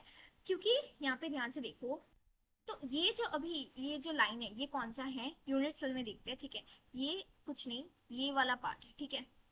जो कि मान लो कि ये मेरा यहाँ पे एक एटम रखा है, यहाँ पे एक एटम रखा है, ये मेरा बॉडी सेंटर्ड है। तो यहाँ से यहाँ तक का जो पार्ट है ये वाला मेरा ये पार्ट, ठीक है। और ये बॉडी के अंदर है, ठीक है, ये अंदर है, मतलब ये फेस नहीं है, आपको समझ में आ रहा है ना, ये अंदर है, ठीक है, अंदर ठीक बीच में है ये चीज, ठीक है। ओके, तो अभी ये चीज से मैं अगर इसको ड्रॉ करूँ, ठीक है, ज्वाइन करूँ, ध्यान से देखो, ये जो मेरा ट्राइंगल बन रहा है, अभी जो ये मेरा ट्राइंगल बन रहा है, ध्यान से देखो, ये तो मेरा ए है, ठीक है, ये समझ में आ गया। ये क्या है, ध्यान से देखो, ये क्या है, ये मेरा क्या है, ध्यान से देखो, ये तो मेरा एक फेस है ना, ये जो साइड है, ठीक है, ये साइड क्या है, ये साइड तो मेरा एक फेस ऑफ द क्यूब है, ठीक है। तो ये मेरा एक डायगोनल हो गया, ठीक है, ये मेरा फेस का डायगोनल हो गया। अब फेस का डायगोनल का वैल्यू कितना आएगा, ये तो ए और ए है, ठीक है, क्यूब है। तो इसको अगर मैं पाइथागोरस थ्योरम से इसका वैल्यू निकालू तो क्या आ जाएगा, ए स्क्वायर प्लस ए स्क्वायर मतलब √2 है, ठीक है। इसका वैल्यू तो मेरा √2 ए आ गया, ठीक है, √2 ए आ गया। इसको ही मैंने यहाँ पे ड्रॉ किया, इस फेस वाले को यहाँ पे ड्रॉ किया, इस वाले को मैंने यहाँ पे ड्रॉ किया, एंड ये वाला तो मेरा ए है, इसी ट्राइंगल को मैंने यहाँ पे ड्रॉ किया। अब करके मैंने क्या किया, इसको भी भूल जाओ, ठीक है, इसको कुछ एक नाम दे दो, ठीक है, कुछ एक नाम है इसका, मान लो ए। तो इस ए का वैल्यू फिर से पाइथागोरस थ्योरम से क्या आ जाएगा, √2 ए का स्क्वायर हो जाएगा, 2a का स्क्वायर, ठीक है, प्लस ए स्क्वायर। तो मेरा कितना आ गया, √3 ए आ गया, ठीक है। तो ये जो वैल्यू आ गया ये मेरा √3 ए आ गया, मतलब बॉडी डायगोनल का वैल्यू √3 ए, बॉडी डायगोनल का वैल्यू हमेशा √3 ए ही आता है, ठीक है। अब ये √3 ए किसके बराबर है, अगर मेरे को एक रिलेशन बनाना है तो ध्यान से देखो, ये यहाँ से यहाँ तक एक रेडियस जा रहा है, ठीक है, ये पूरा डायमीटर है मतलब 2r, और फिर से यहाँ पे एक रेडियस जा रहा है, तो r plus 2r plus r मतलब 4r। तो ये जो मेरा रिलेशन हो गया ये सबसे ज्यादा इंपॉर्टेंट है। ये तो बस मैंने समझाने के लिए आपको समझा दिया कि कैसे आ रहा है बॉडी डायगोनल वगैरह, पर जो याद रखना है वो ये 4r इक्वल्स टू √3, ये इंपॉर्टेंट है, ठीक है। अब इस रिलेशन से फिर से पैकिंग फ्रैक्शन मतलब निकलेगा, ठीक है। कैसे, एपीएफ इक्वल्स टू, सबसे पहले मैंने वॉल्यूम वॉल्यूम लिख दिया एक एटम का। अब कितने सारे एटम्स है, 2, तो मैंने पूरे जो एटम्स है यूनिट सेल में उसका वॉल्यूम निकाल लिया, divided by volume of that unit cell, ठीक है। अब इसको मैंने पूरा कैलकुलेट किया तो मेरा जो पैकिंग फ्रैक्शन आया तो वो कितना आया, 0.68 आ गया मेरा, ठीक है। I hope this is clear. Body centred का कोऑर्डिनेशन नंबर समझने के लिए, ठीक है, देखो ये एनिमेशन को देखो, ये मेरा बॉडी सेंटर्ड है, ठीक है। अब ध्यान से देखो, ये ये ऐसे बीच वाला है, देख रहा है ना आपको, ये बीच में एक एटम है, ठीक है। ये बीच वाला एटम किस एटम से वो डायरेक्टली कनेक्टेड है, देखो ध्यान से, सारे कॉर्नर एटम से वो डायरेक्टली कनेक्टेड है। तो सारे कॉर्नर एटम्स मतलब आटो, ठीक है। तो आटो से अगर वो कनेक्टेड है तो उसका कोऑर्डिनेशन नंबर क्या आ जाएगा, 8 आ जाएगा, ठीक है। I hope this is clear. अब जो हमारा नेक्स्ट यूनिट सेल है वो है face centred unit cell. Face centred में क्या होता है, ठीक है, सारे फेसेस में आपके जो एटम्स है वो रखे होते हैं apart from the corners, corners पे तो है ही, ठीक है। तो इसका number of units per unit cell आता है 4, ठीक है। कैसे, ध्यान से देखो, ये आपको दिख रहा होगा हर एक फेस में एक एटम रखा हुआ है, ठीक है। आपको विजुअलाइज हो रहा होगा, ठीक है, हर एक फेस में एक एक एटम रखा हुआ है, ठीक है। अब ध्यान समझो, ठीक है, नंबर ऑफ यूनिट्स निकालने के लिए अब ध्यान से समझो, कॉर्नर्स का कंट्रीब्यूशन कितना है, 1/8 इंटू 8, ये तो हमने निकाल लिया था 1, मतलब कॉर्नर्स है, इसका मतलब कि एक एटम अंदर तो है। उसके अलावा कितने होंगे, ठीक है, उसके अलावा हर एक फेज में, जैसे ये एक फेज है, ठीक है, मान लो ये एक फेज है मेरा, ठीक है, मान लो ये एक फेज है मेरा, ठीक है। एंड इस फेज को अगर मैं इस तरीके से देखूं, मान लो ये एक फेज है, ठीक है, इस फेज के इस हिस्से में एक है, आधा पार्ट है, और अंदर इसका आधा पार्ट है। सिमिलरली इस फेज के अंदर थोड़ा आधा पार्ट है और बाहर आधा पार्ट है। ऐसे समझ में आ रहा है ना, इधर आधा पार्ट है, इधर आधा पार्ट है। सिर्फ फेस का ये साइड व्यू देखो, ठीक है, इसका आधा पार्ट अंदर है, आधा पार्ट बाहर है। तो इसका कंट्रीब्यूशन कितना है, आधा है, ठीक है। ये ऊपर कॉर्नर में रखा हुआ नहीं है, ये अगर कॉर्नर में रखा होता तो 1/8 होता, ये कॉर्नर पे नहीं है, ये फेस पे, मतलब इसका आधा पार्ट बाहर है, आधा पार्ट अंदर है, ठीक है। ये समझ में आ रहा है ना, आधा पार्ट अंदर है, आधा पार्ट बाहर है, ठीक है। ये आधा पार्ट अंदर है, आधा पार्ट बाहर है, ठीक है। तो इससे समझ में आ रहा है कि इसका 1/2 हिस्सा अंदर है, और हमको अंदर वाला हिस्सा ही निकालना होता है, ठीक है। तो अंदर वाला हिस्सा निकल गया, तो मेरा 1/2 हिस्सा अंदर है, और टोटल कितने एटम्स है, 6 है, ठीक है। तो यहाँ से मेरा आ गया 3। तो मेरा टोटल जो एटम्स है यूनिट सेल के अंदर वो कितने हो गए, वो हो गए 4, ठीक है। 3 + 1 4, ठीक है। अब ध्यान से देखो इसका कोऑर्डिनेशन नंबर क्या आया, ठीक है। कोऑर्डिनेशन नंबर निकालने के लिए सबसे पहले देखो, ये मेरा है FCC, ठीक है। अब कोऑर्डिनेशन नंबर निकालने के लिए ध्यान से देखना, ठीक है, ये मेरा रेड एटम है, कंसर्न एटम, ठीक है। इस एटम जो फेस में है, ठीक है, फेस में ही वो चारों एटम्स के साथ कनेक्टेड है, चारों कॉर्नर्स वाले एटम्स के साथ, अपने ही फेस में, ठीक है, अपने ही फेस में, आपको दिख रहा होगा ना, अपने ही फेस में वो 4 एटम्स के साथ कनेक्टेड है, वो 4 एटम्स के साथ। तो यहाँ से इसका कोऑर्डिनेशन नंबर आ गया 4, ठीक है। अब ऑल्सो ये रेड कलर वाला एटम अगर ध्यान से देखो, यहाँ पे देखो, तो वो अंदर के जो दो फेसेस है और ऊपर की फेस और नीचे के दो फेस से भी वो कनेक्टेड है, वो रेड कलर वाला, अच्छे से देखो, दिख रहा होगा, ठीक है। ये रेड कलर वाला साइड के दो और ऊपर एक और नीचे एक, मतलब से वो कनेक्टेड है। तो यहाँ से इसका कोऑर्डिनेशन नंबर 4 आ गया। अब जैसे ये अंदर है वैसे ही ये बाहर भी एक यूनिट सेल होगा जिससे वो कनेक्टेड है, ठीक है, जो कि थर्ड डायग्राम शो कर रहा है, ठीक है, थर्ड डायग्राम शो कर रहा है, ठीक है। तो यहाँ से भी इसका कोऑर्डिनेशन नंबर 4 आ गया। तो टोटल जो इसका कोऑर्डिनेशन नंबर आ गया वो कितना आ गया, ठीक है। 4 फ्रॉम इट्स साइड्स ओनली, ये इसका साइड है, ठीक है, ये एटम है, ठीक है, ये अपने चारों एटम्स के साथ कनेक्टेड है, ठीक है। फिर आ गया उसके अंदर, ठीक है, ये एटम आपको दिख रहा है ना, ये अंदर, ठीक है, अंदर ऊपर नीचे, और ये दोनों साइड का 2 एटम, ठीक है, इससे भी वो डायरेक्टली कनेक्टेड है। एंड सिमिलरली ऐसा ही चीज बाहर भी हो रहा होगा, क्योंकि बाहर भी यूनिट सेल है, ठीक है। तो इसका मतलब इसका टोटल जो कोऑर्डिनेशन नंबर आ जाएगा वो कितना आ जाएगा, 12 आ जाएगा, ठीक है। अब इसका जो एटॉमिक फ्रैक्शन है वो कैसे आएगा, इसका देखो ध्यान से, इसका तो फेस, अभी हमने फेस का डायगोनल निकाला था कि कितना आता है, ठीक है, फेस का डायगोनल कितना आता है, √2a आता है, ठीक है, ये हमने निकाला था, ठीक है, ये वाला √2a आता है, ठीक है। अब यहाँ पे एक एटम था, ठीक है, एंड अभी जो मेरा एटम है वो बॉडी पे नहीं है, वो फेस पे ही है, मतलब यहाँ पे ही है वो एटम, ठीक है। ये मैं एक फेस को ही कंसीडर कर रही हूँ, फेस में ये मेरा वो फेस सेंटर्ड एटम वाला है, और ये जो कॉर्नर्स पे जो एटम्स है, ठीक है। तो सिर्फ इस लाइन में अगर देखूं मैं, तो ये मेरा R हो गया, ये मेरा 2R हो गया, ये मेरा R है ना, क्योंकि ये एक साथ लगे हुए है ना, ये मेरा R हो गया, यहाँ यहाँ ये वाला मेरा है, ऐसा ऐसा कुछ है, ठीक है। तो मेरे को यहाँ से समझ में आ रहा है, ये मेरा R हो गया, ठीक है, ये मेरा 2R हो गया, ये मेरा और एक R हो गया, तो सिमिलरली 4R आ गया, ठीक है। 4R अभी मेरा क्या हो जाएगा, √2a आ जाएगा, ये रिलेशन इंपॉर्टेंट है। ठीक है। तो यहाँ से फिर मैंने निकाल लिया पैकिंग फ्रैक्शन। सिमिलरली यहाँ पे अभी जो एटम्स है वो कितने हैं, 4। फिर उसके जो आपका वॉल्यूम है उससे मल्टीप्लाई कर दिया डिवाइडेड बाय यूनिट सेल का वॉल्यूम, फिर मेरा जो आ गया वो आ गया 0.74। ठीक है, ये सबसे ज्यादा आता है, ठीक है, एफसीसी में। सो आपका जो पैकिंग एफिशिएंसी वो 74% आ गई। ठीक है, I hope it is clear. अब मैंने कंपैरिजन टेबल लगा दिया है, ठीक है, ताकि आपको अच्छे से समझ में आ जाए। ठीक है, कंफ्यूजन ना हो। एग्जाम से ठीक पहले देख रहे हो तो एक साथ ये अच्छे से देख के चले जाओ, ठीक है, अच्छा रहेगा आपके लिए।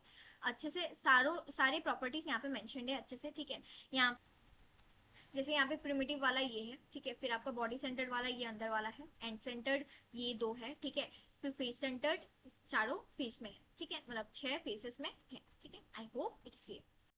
फिर आपका जो अगला चीज आ जाता है वो आपका आता है थियोरेटिकल डेंसिटी। ठीक है, तो डेंसिटी हमको पता है मास बाय वॉल्यूम होता है। ठीक है, तो यहाँ पे डेंसिटी निकालने का ये फॉर्मूला होता है। ठीक है, ये आपको याद रखना है, ये फॉर्मूला। ठीक है, यहाँ पे n क्या है, n है number of atoms per unit cell. अभी जो हमने अलग अलग यूनिट सेल के लिए अलग अलग निकाला, ठीक है, a हमारा एटॉमिक वेट है, ठीक है, vc है हमारा वॉल्यूम ऑफ यूनिट सेल, जैसे a क्यूब है फॉर क्यूबिक, ठीक है, na हमारा एवोगेड्रोस नंबर है। ठीक है, तो ये फॉर्मूला आपको याद रखना है। ठीक है, जैसे फॉर एग्जांपल मेरे को क्रोमियम का निकालना है, और क्रोमियम मेरा क्या है, बीसीसी है मान लो, ठीक है, कि वो बॉडी सेंटर्ड यूनिट सेल है। ठीक है, तो उसके लिए क्रोमियम के लिए जो मेरा एटॉमिक वेट है वो 52 आ जाएगा। ठीक है, रेडियस मेरा 0.25 आ जाएगा। ठीक है, फिर मेरा एन जो आ जाएगा वो 2 आ जाएगा। ठीक है, अब जो रेडियस ऑफ क्रोमियम, ये सब तो डेटा है। ठीक है, अब ए मेरा क्या है, ठीक है, ये रिलेशन हमने अभी निकाला था। ठीक है, फॉर बीसीसी क्या आता है, ठीक है, बीसीसी के लिए हमने निकाला था ना ये वाला रिलेशन। तो मेरा जैसे हमने यहाँ पे बीसीसी के लिए निकाला था 4r इक्वल टू √3a। ठीक है, तो सिमिलरली यहाँ पे ये चीज आ गया। ठीक है, यहाँ से ये चीज आ गया, a को निकाल लिया तो 4r/√3 हो गया, तो मेरा आंसर ये आ गया। ठीक है, तो यहाँ से अगर मैं डेटा को सब्सटीट्यूट करूंगी तो मेरा आंसर निकल के आ जाएगा। ऐसे क्वेश्चंस आ सकते हैं। ठीक है, लेटिस प्लेन्स क्या होता है ध्यान से देखो। ठीक है, ध्यान से देखो, यहाँ पे आपको कुछ यूनिट सेल्स दिख रहा होगा। ठीक है, तो ये हमारा एक सेल है। ठीक है, इसमें अगर आप ध्यान से देखो कुछ लैटिस पॉइंट्स है। ठीक है, कौन से, जिसमें हमने क्या किए, एटम्स को प्लेस किए, एटम्स मॉलिक्यूल्स आयंस को। तो ये क्या हो गए, हमारे लैटिस पॉइंट्स हो गए। अब कोई भी एक प्लेन, ठीक है, कोई भी एक प्लेन जो कि ये लैटिस पॉइंट से पास कर रहा हो, जैसे ये प्लेन लैटिस पॉइंट्स, ये भी लैटिस पॉइंट है। ठीक है, ये भी लैटिस पॉइंट है, यहाँ पे सारे जो कॉर्नर्स के पॉइंट्स है वो क्या है, लैटिस पॉइंट्स है। ठीक है, तो कोई भी प्लेन जो कि लैटिस पॉइंट से पास कर रहा हो, ऐसे प्लेन को हम बोल देंगे lattice plane. Simple as that. ठीक है, अब लैटिस प्लेन को हम स्टडी करते हैं, क्यों, क्योंकि वो हमको अबाउट द क्रिस्टल स्ट्रक्चर, उसकी प्रॉपर्टीज के बारे में समझने के लिए हेल्प करता है। ठीक है, तो अब लैटिस प्लेन को डिस्क्राइब करने के लिए हम एक मैथमेटिकल रिप्रेजेंटेशन का यूज करते हैं, जो कि होता है मिलर इंडिसेस। ठीक है, तो मिलर इंडिसेस को हम कुछ ऐसे, जैसे मान लो आ गया हमारा 110। ठीक है, इसमें हम लोग कॉमास यूज नहीं करते। ठीक है, सीधे हम लोग लिखते हैं। ठीक है, तो 110 आ गया, या फिर 011 आ गया, कुछ भी आ गया। ठीक है, मान लो 236 आ गया। ठीक है, तो ये जो पॉइंट्स है ये हमको, ये जो हमारा लैटिस प्लेन है, ठीक है, उसका मिलर इंडिसेस हो जाएगा। ठीक है, वो कुछ नहीं है, वो एक मैथमेटिकल रिप्रेजेंटेशन समझ लो, जो कि आपका लैटिस प्लेन को डिस्क्राइब करने के लिए यूज किया जाता है। ठीक है, अब मिलर इंडिसेस बहुत ज्यादा इंपॉर्टेंट है, ये एक एग्जांपल से समझते हैं। मान लो कि ये एक मेरा क्या है, लैटिस प्लेन है। कौन सा, ध्यान से देखो, ये जो मेरा आपको एक प्लेन दिख रहा है इधर, ये जो मेरा एक प्लेन दिख रहा है इधर, ये मेरा क्या है, this is a lattice plane. ठीक है, क्यों, क्योंकि ये लैटिस पॉइंट से पास कर रहा है। ठीक है, ओके, अब मेरे को इस प्लेन का क्या निकालना है, मिलर इंडिसेस। कैसे निकालूंगी, सबसे पहला जो मेरा स्टेप होता है वो है मेरे को इंटरसेप्ट निकालना है। ठीक है, तो सबसे पहले मैं क्या निकालूंगी, इंटरसेप्ट। ठीक है, कैसे निकालूंगी, ध्यान से देखो, यहाँ पे मेरा 3 एक्सिस है, आपको दिख रहा होगा। ठीक है, एक्स एक्सिस, वाई एक्सिस और जेड एक्सिस, 3 एक्सिस है। ठीक है, तो अब ध्यान से देखो, एक्स इंटरसेप्ट जब मेरे को निकालना है तो मैं क्या करूंगी, एक्स इंटरसेप्ट का मतलब क्या होता है, हमने पढ़ा था थोड़ी देर पहले। ठीक है, तो जो प्लेन, ये जो प्लेन है वो एक्स एक्सिस को जहां पे कट कर रहा है, कहाँ पे कट कर रहा है, यहाँ पे। ठीक है, तो इस पॉइंट का ओरिजिन से जो डिस्टेंस है यहाँ पे दिख रहा है, ये क्या है, 1 है। ठीक है, तो ये मेरा हो जाएगा एक्स इंटरसेप्ट। ठीक है, अब वाई एक्सिस में सिमिलरली वाई एक्सिस पे जहाँ पे ये प्लेन कट कर रहा है, कहाँ कट कर रहा है, यहाँ पे, ठीक है। तो ये जो मेरा डिस्टेंस है ये क्या हो जाएगा, मेरा वाई इंटरसेप्ट जो कि है 1, ठीक है। एंड जेड इंटरसेप्ट क्या हो जाएगा, सिमिलरली ये पॉइंट जहाँ पे ये जो प्लेन है जहाँ पे जेड एक्सिस को कट कर रहा है यहाँ पे, तो ये जो मेरा डिस्टेंस हो जाएगा ये मेरा हो जाएगा जेड इंटरसेप्ट। डन, तीनों इंटरसेप्ट निकाल लिया। अब सेकंड स्टेप क्या होता है, उसका रेसिप्रोकल लेना, ठीक है। मैं इसका रेसिप्रोकल ले लूंगी सारे इंटरसेप्ट्स का, तो वन का 1/1 1/1 1/1 सबका मैंने उल्टा ले लिया, मतलब रेसिप्रोकल्स ले लिए, ठीक है। अब मैं क्या करूंगी, इसको थर्ड स्टेप में स्मॉलेस्ट रेशियो में कन्वर्ट करूंगी, ठीक है। अब ध्यान से देखो यहाँ पे इसका स्मॉलेस्ट रेशियो क्या होगा, 1/1 ही होगा, ये तो और कटेगा नहीं, पर अगर कटेगा तो उसको मैं स्मॉलेस्ट रेशियो में कन्वर्ट करूंगी। ये 3 स्टेप करके जो मेरा आंसर आएगा वो मेरा आ जाएगा मिलर इंडिसेस, ठीक है। सिंपल एज दैट, ठीक है। अब ये दोनों स्टेप तो कॉमन है, ठीक है। ये दोनों स्टेप के बाद अगर मान लो आपका जो आंसर आया वो फ्रैक्शन में आया, ठीक है, तब आप क्या करोगे, मान लो कि आपका आंसर आया कुछ, मान लो कि आपका आंसर आया कुछ 1/2, ठीक है, 1/3 1, ऐसा अगर फ्रैक्शन में आया तब आप क्या करोगे, तब इसको और तो स्मॉलेस्ट क्या कहते हैं रेशियो में कन्वर्ट नहीं कर सकते, ठीक है। तब आप क्या करोगे, तब आप एलसीएम लोगे किसका, ठीक है। इस 2 3 का एलसीएम कितना हो जाएगा, 6 हो जाएगा, ठीक है। इसका एलसीएम हो जाएगा 6। अब मैं क्या करूंगी, ये जो 6 है, ठीक है, इस 6 से पूरा जो तीनों मेरा इंटरसेप्ट है उनका मैं मल्टीप्लाई कर दूंगी, ठीक है, 6 से इनको मैं मल्टीप्लाई कर दूँ, तो मेरा जो अभी आंसर आएगा वो क्या आएगा, देखो 1/2 इंटू 6, ठीक है, फिर आ जाएगा 1/3 इंटू 6, और फिर आ जाएगा 1 इंटू 6, ठीक है। तो मेरा जो आंसर अभी आ जाएगा वो आ जाएगा 3 2 6। अच्छे से समझते हैं। सबसे पहला क्या है, if a plane is parallel to an axis its intercept is infinite. मतलब जैसे एग्जाम्पल सबसे पहला वाला देखो, ठीक है, सबसे पहला वाला जो हमने एग्जाम्पल पढ़ा था, ठीक है, इसमें ध्यान से देखो। इसमें इस वाले प्लेन में अगर मैं देखूं तो मेरा, मान लो ये मेरा y एक्सिस है, ये मेरा x एक्सिस है, ये मेरा z एक्सिस है, ठीक है, मान लो। अब अगर मैं z इंटरसेप्ट देखूं तो ये प्लेन तो z एक्सिस को तो यहाँ पे कट कर रहा है, मतलब ये इसका इंटरसेप्ट हो जाएगा, डन। पर अगर ध्यान से देखो तो ये y एक्सिस और x एक्सिस को ये प्लेन कहीं कट नहीं कर रहा है। In fact this plane is parallel to the y axis and x axis. अगर y एक्सिस को ही सिर्फ देखो तो y एक्सिस मेरा ये है, ठीक है, तो y एक्सिस और ये जो प्लेन है दोनों पैरेलल है, ठीक है, मतलब ये कभी कट ही नहीं करेगा। तो इसीलिए हम बोलते हैं जो y इंटरसेप्ट है वो कितना होगा, इसका इन्फिनिटी होगा। क्यों, क्योंकि हमको पता है जो पैरेलल प्लेन्स पैरेलल लाइंस होता है वो इन्फिनिटी पे जाके मीट करता है, हम बोलते हैं, क्योंकि दो parallel planes can never meet, right. So ये, क्योंकि ये पैरेलल है तो इसका इंटरसेप्ट मैंने ले लिया इन्फिनिटी, ठीक है। सिमिलरली एक्स एक्सिस भी देखो इस प्लेन के पैरेलल है, ठीक है, कहीं पे मिट नहीं करेगा, तो इसीलिए एक्स इंटरसेप्ट इसका भी आ जाएगा कितना, इन्फिनिटी, ठीक है। फिर जब हम इसका रेसिप्रोकल लेंगे 1/∞ कितना आ जाएगा मेरा, 0 आ जाएगा। इस हिसाब से हम लोग फिर प्रोसीड करेंगे, ठीक है। तो फिर इसका मतलब क्या हुआ, इसका मतलब ये हुआ कि अगर कोई प्लेन इस पैरेलल टू एन एक्सिस, कोई भी एक्सिस के पैरेलल है वो वाला प्लेन, लैटिस प्लेन, तो इसका इंटरसेप्ट इन्फिनिटी आएगा, ठीक है। एंड 1/∞ 0 होता है, इसका मतलब उस एक्सिस के लिए जो मिलर इंडेक्स का वैल्यू आएगा वो कितना आएगा, 0 आएगा, ठीक है। ये समझ में आ गया। अब जो नेक्स्ट पॉइंट है मेरा वो है, if a plane cuts all 3 axis all indices will be non zero. जैसे कि ये एग्जांपल था, ये प्लेन तीनों एक्सिस को कहीं ना कहीं कट कर रहा है, तो इसका जो मिलर इंडेक्स आएगा वो क्या होगा, नॉन जीरो आएगा, ठीक है। हमने देखा इसमें 1 1 1 आता है, नॉन जीरो आ रहा है, ठीक है। ये भी मेरा हो गया। अब मेरा जो थर्ड पॉइंट है वो है, all equally spaced parallel planes have same Miller indices. मतलब कि जैसे फॉर एग्जाम्पल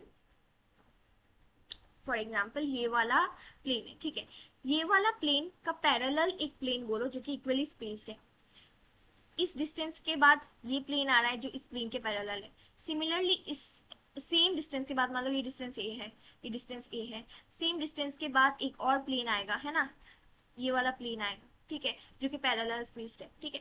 तो ये तीनों जो प्लेन्स है, ठीक है, इनका मिलर इंडिसेस सेम आता है, ठीक है, इक्वली स्पेस्ड एंड पैरेलल, ठीक है, इतने डिस्टेंस में दोनों है एंड दे आर पैरेलल, तो सबके जो मिलर इंडिसेस आते हैं वो क्या आते हैं, सेम। तो इसीलिए पता है ये चीज कहाँ पे यूजफुल होता है, ठीक है, ये चीज यूजफुल होता है जब आपका कोई एक प्लेन हो जो कि ओरिजिन से पास कर रहा हो।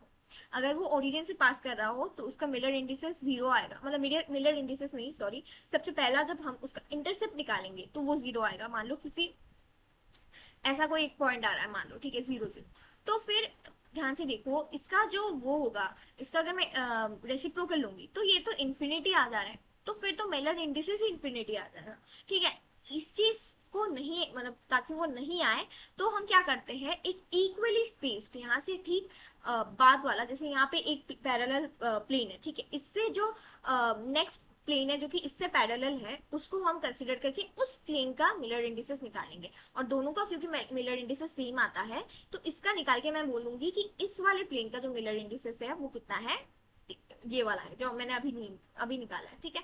समझ में आया? Negative indices are represented using a bar above the number. मतलब कि कोई मान लो आपका आ गया -1 0 1, ऐसा कुछ आ गया आपका मिलर इंडिसेस, ठीक है। तो उसको रिप्रेजेंटेशन करने का एक तरीका है, 1 को मैं लिख दूंगी ऐसे बार 0 1, ठीक है। बस -1 को रिप्रेजेंट कर दिया मैंने किससे, 1 बार से, ठीक है। ये बस रिप्रेजेंटेशन है, आपको याद रखना है, ठीक है। आपका अगला टॉपिक आता है, दैट इज इंटरप्लेनर स्पेसिंग, ठीक है। इंटरप्लेनर स्पेसिंग का मतलब क्या है समझो, ठीक है। यहाँ पे आपको दो प्लेन्स दिख रहा होगा, ठीक है, दो लैटिस प्लेन्स आपको दिख रहा होगा, ठीक है। ये दोनों पैरेलल है, ये भी दिख रहा होगा, ठीक है। तो ये दोनों प्लेन जो कि पैरेलल है, इनके बीच का एक डिस्टेंस होगा, ठीक है। मान लो कि ये कुछ एक डिस्टेंस है, ये कुछ एक डिस्टेंस है डी, ठीक है। ये दो पैरेलल प्लेन के बीच का जो डिस्टेंस डी है उसको हम लोग बोलते हैं इंटरप्लेनर स्पेसिंग। यही लिखा है, interplanar spacing refers to the distance between parallel planes of atoms in a crystalline material, ठीक है। एंड ऑल्सो जो हमारा इंटरप्लेनर स्पेसिंग है डी, इसको हम लोग कुछ ऐसे रिप्रेजेंट करते हैं, ठीक है। एच के मतलब ये प्लेन का मिलर इंडेक्स, ठीक है, जो हमने पढ़ा था बहुत अच्छे से, ठीक है। इसको निकालेंगे कैसे, ठीक है। ये जो डिस्टेंस है हमारा इंटरप्लेनर स्पेसिंग, इसका एक फॉर्मूला होता है, वो निकालने के लिए एक डेरिवेशन होता है। क्या होता है, ध्यान से देखो।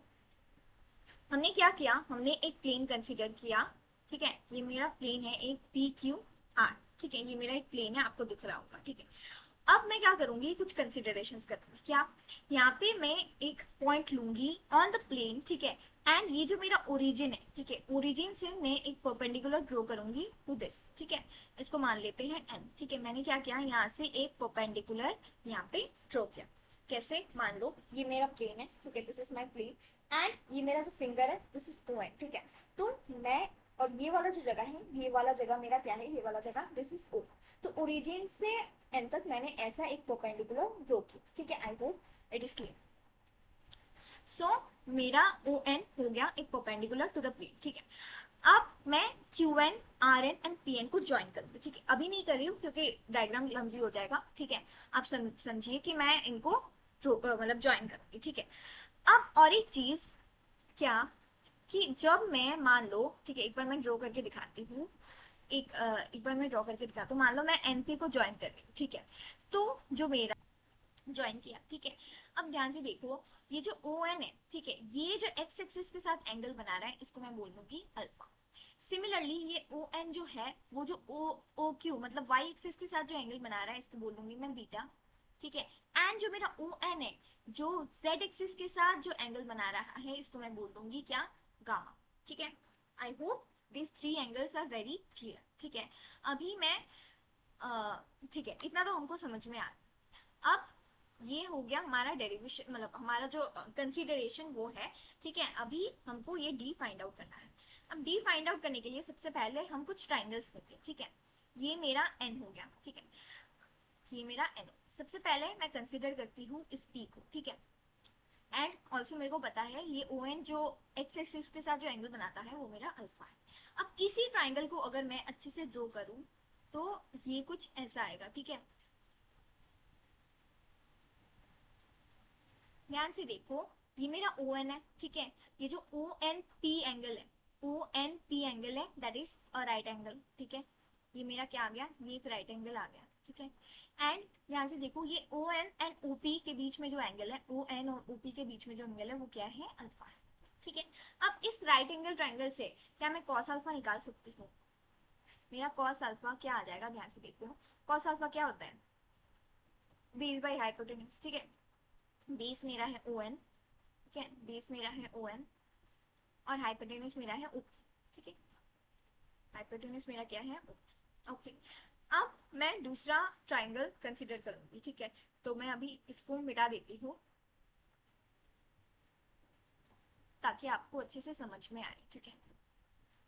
ये तो आपको समझ में आ गया कि कैसे आया। अभी हम लोग दूसरा डायग्राम करते हैं, ठीक है। यहाँ पे मेरा एन है, कहीं ना सॉरी, यहाँ पे मेरा एन है, ठीक है। अब मैं क्या कंसिडर करूंगी इस, ठीक है, ये ओ एन क्यू। तो मैं अगर यहाँ पे ओ एन क्यू को ड्रॉ करूँ तो सेम, ये मेरा O हो गया, ठीक है, ये मेरा N हो गया, ये मेरा Q हो गया, ठीक है, ये मेरा राइट एंगल है।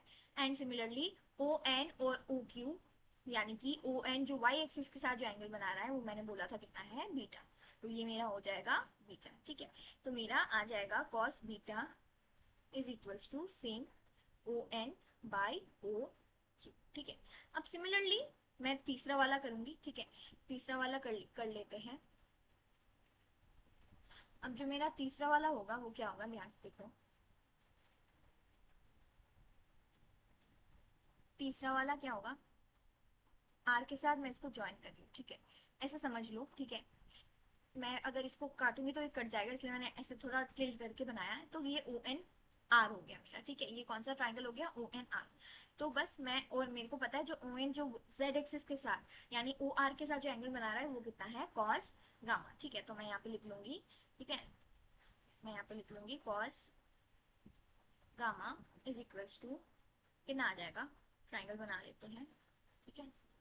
ये मेरा आ जाएगा O N R and this is my curve, ठीक है। मेरा आ जाएगा O N by O R, है ना, O N by O R, done, ठीक है। अब मेरे को ये वैल्यूज चाहिए। तो ध्यान से देखो, सबसे पहले तो ध्यान से देखो, यहाँ पे जो हमारा मिलर इंडिसेस है उसको हमने क्या अज्यूम किया था, एच के एल। वो क्या है मेरा, एच के एल। और हमको पता है मिलर इंडिसेस क्या होता है, रेसिप्रोकल ऑफ क्या होता है, इंटरसेप्ट होता है ना। ये हमने देखा था, ठीक है। तो अगर इसका रेसिप्रोकल करूं, मिलर इंडिसेस का रेसिप्रोकल करूं तो मेरे को इंटरसेप्ट मिल जाएगा, क्योंकि मिलर इंडिसेस क्या होता है, रेसिप्रोकल ऑफ इंटरसेप्ट होता है। तो अगर मैं मिलर इंडिसेस का रेसिप्रोकल ले लूं तो मेरे को इंटरसेप्ट मिल जाएंगे, है ना। तो इसको अगर मैं रेसिप्रोकल ले लूँ तो मेरा आ जाएगा 1/h 1/k 1/l, ठीक है। अगर ये मेरा क्या कहते हैं, ये अगर मेरा इंटरसेप्ट है और इसका मैं रेसिप्रोकल लूंगी तो एच के एल, तो मेरा मिलर इंडिसेस आ जा रहा है, समझ में आया, ठीक है। तो अभी ये मेरे आ गए इंटरसेप्ट। अब क्योंकि ये एक यूनिट सेल है तो इसका लैटिस पैरामीटर एबीसी होता है, ठीक है। तो इस वन को मैं यहाँ पे लिख दूंगी ए, ठीक है। इस वन को मैं लिख दूंगी ए, और ये मेरा हो जाएगा बी, और ये हो जाएगा सी, ठीक है। अब ध्यान से देखो, जो मेरा इंटरसेप्ट आ गया, जो मेरा इंटरसेप्ट आ गया वो क्या आ गया, मेरे इंटरसेप्ट आ गए ए बाई एच, ठीक है, बी बाई के और सी बाई एच, ठीक है। अब ध्यान से देखो, ये ओपी क्या है, ये ओपी ही मेरा इंटरसेप्ट है ना। ये जो ओपी है, ठीक है, ये ओपी क्या है, ये ओपी मेरा एक्स इंटरसेप्ट है ना। यहाँ पे ये प्लेन कट कर रहा है, ठीक है। तो मेरा ओपी क्या हो गया, एक्स इंटरसेप्ट हो गया। मेरा ओपी कितना आ गया, ए बाई एच, ठीक है। एंड सिमिलरली मेरा ओ क्यू अब क्या आ गया, ये जो ओ क्यू है, ये ओ क्यू क्या आ गया मेरा, ये ओ क्यू आ गया मेरा वाई इंटरसेप्ट, ठीक है। तो मेरा आ गया O Q is equals to B by K. And similarly मेरा जो ओ आर आ गया, ओ आर क्या आ गया मेरा, जेड इंटरसेप्ट, ओ आर आ गया मेरा सी बाई एन, ठीक है। अब बस कुछ नहीं, मैं इन तीन वैल्यूज को सब्सटीट्यूट कर दूं यहाँ पे, तो मेरा आ जाएगा, ठीक है, O N by O P. O N क्या है मेरा, यस, ओ एन क्या है, ध्यान से देखो, ओ एन मेरा क्या है, डी, है ना। यही मैंने बोला था कि यही मेरा इंटरप्लेनर स्पेसिंग है और ये मेरे को निकालना है, ठीक है। तो मेरा O N by O P, O P क्या है मेरा, ए बाई एच। तो ये मेरा हो जाएगा D by A by H, है ना। ये मेरा हो जाएगा D by A by H, तो एच ऊपर भेज देती हूँ, डी एच बाई ए। ये मेरा क्या आ जाएगा, सेम डी। और ओ क्यू मेरा क्या है, बी बाई के, तो मेरा हो जाएगा बी बाई के को मैं ऊपर ले रही हूँ, ठीक है। सिमिलरली ये मेरा हो जाएगा डी बाई ओ आर है सी बाई एल, तो ये मेरा आ जाएगा सी, ठीक है। अब अब मेरे को एक चीज पता है क्या, कि डायरेक्शन ऑफ कोसाइन से हमको पता होता है कि जो cos square alpha plus cos square beta plus cos square gamma is equals to 1, ठीक है।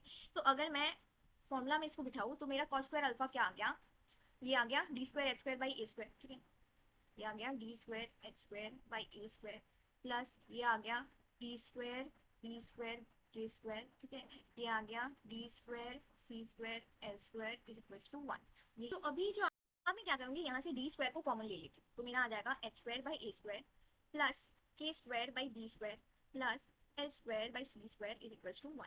यहाँ से मेरा डी स्क्वायर क्या आ गया, डी स्क्वायर आ गया 1 अपॉन, ठीक है, यहाँ पे आ गया H square by A square plus K square by B square plus L square by C square, ये आ गया, ठीक है। तो अब मैं इसको डी को क्या लिख सकती हूँ, डी को कुछ नहीं, इस चीज का अंडर रूट हो जाएगा नीचे का, ठीक है, तो ये 1 अपॉन रूट ऑफ, ठीक है, तो रूट ऑफ को मैं अभी के लिए ऐसे लिख दूँ, एक काम करती हूँ अगले पेज में ही लिखती हूँ, तो मेरा जो डी आ गया वो आ गया 1 डिवाइडेड बाई रूट है तो मैं इसको हाफ कर दूंगी, H square by A square plus K square by B square plus C square by L square to the power half, ठीक है, ये आ गया। अब ध्यान से देखो, क्यूबिक के लिए हमको पता है जो मेरा क्यूबिक यूनिट सेल होता है, ठीक है, उसके लिए क्या होता है, मेरा A equal to B equal to C होता है ना।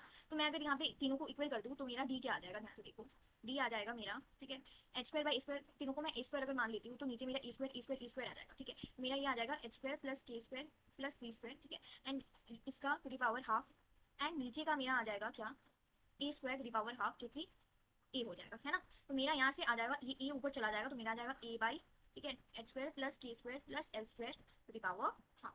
ये क्यूबिक के लिए जो इंटरप्लेनर स्पेसिंग है उसका आंसर है, ठीक है। इसी तरह आप दूसरे के लिए भी बना सकते हो, जो दूसरे क्रिस्टल सिस्टम्स है उनके लिए जो ए बी सी का अलग अलग वैल्यू डाल के आप निकाल सकते हो, ठीक है। अब जो नेक्स्ट टॉपिक है हमारा वो है ब्रैग्स लॉ, ठीक है। अब ब्रैग्स लॉ क्या कहता है उससे पहले समझते हैं लेव या लेव जो भी नाम है उनका, ठीक है, साइंटिस्ट का नाम है, लेव डिफ्रैक्शन क्या होता है। सिंपल है, लेव डिफ्रैक्शन क्या होता है, जब भी कोई एक्सरे, एक्सरे का बीम, ठीक है, जब भी कोई एक्सरे एक क्रिस्टल के ऊपर आके इंसिडेंट होता है तब क्या होता है, वो रेस बहुत सारे डायरेक्शंस पे स्केटर हो जाता है, जैसे आपको यहाँ पे दिख रहा होगा, ठीक है, ये बहुत सारे डायरेक्शंस में स्केटर होते हैं। अब इसको, ये जो मैंने यहाँ पे ड्रॉ किया, ये मान लो कोई क्रिस्टलाइन सॉलिड है आपका, ठीक है, यहाँ पे आके जो एक्सरे है वो इंसिडेंट हो रहा है एंड देन वो स्केटर हो जा रहा है, ठीक है, वो रे मान लो कि वो इस डायरेक्शन में स्केटर हो रहा है। तो अब लेओ ने क्या बोला कि ये जो इंसिडेंट एक्सरे है, ठीक है, और ये जो मेरा रेस स्केटर हो रहा है, ठीक है, ये रेस लॉ ऑफ रिफ्लेक्शन को फॉलो करता है, ठीक है, उन्होंने इन दोनों चीज को लिंक कर दिया, ठीक है, इसको लॉ ऑफ रिफ्लेक्शन को उन्होंने ये बोल दिया कि ये जो रेज है ये लॉ ऑफ रिफ्लेक्शन को फॉलो करता है। मतलब कि ये इंसिडेंट रे इधर आ रहा है और ये रिफ्लेक्टेड रे इधर से जा रहा है, उन्होंने इस फिनोमेना के साथ इसको लिंक कर दिया, ठीक है। अब हमको पता है लॉ ऑफ रिफ्लेक्शन में क्या होता है, ये हमारा नॉर्मल होता है ना, एंड ये हमारा एंगल ऑफ इंसिडेंस और ये एंगल ऑफ रिफ्लेक्शन होता है। पर यहाँ पे कुछ दूसरा फैशन इंट्रोड्यूस होता है जो कि होता है आपका फैशन, ठीक है। अब ये स्पेकुलर फैशन क्या होता है, ये स्पेकुलर फैशन क्या होता है, इसमें ये वाला जो एंगल है ये हमारा हो जाता है एंगल ऑफ इंसिडेंस और ये वाला एंगल जो होता है वो हो जाता है एंगल ऑफ रिफ्लेक्शन। मतलब क्या कि यहाँ पे हम लोग इस वाले फैशन पे हम लोग नॉर्मल के साथ एंगल नहीं लेते, हम जो प्लेन है हमारा उससे लेते हैं, ठीक है।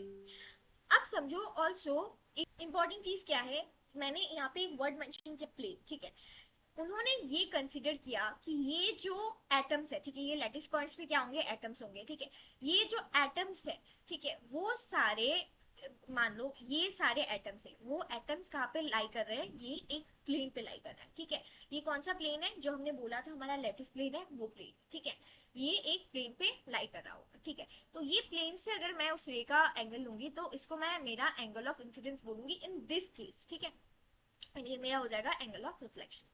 अब आप बोल सकते हो कि अगर जैसे कि मैंने बोला कि एक्सरेज आते हैं और वो बहुत सारे डायरेक्शंस पे स्केटर होता है, ठीक है, जरूरी नहीं है कि वो एक ही एंगल में स्केटर हो।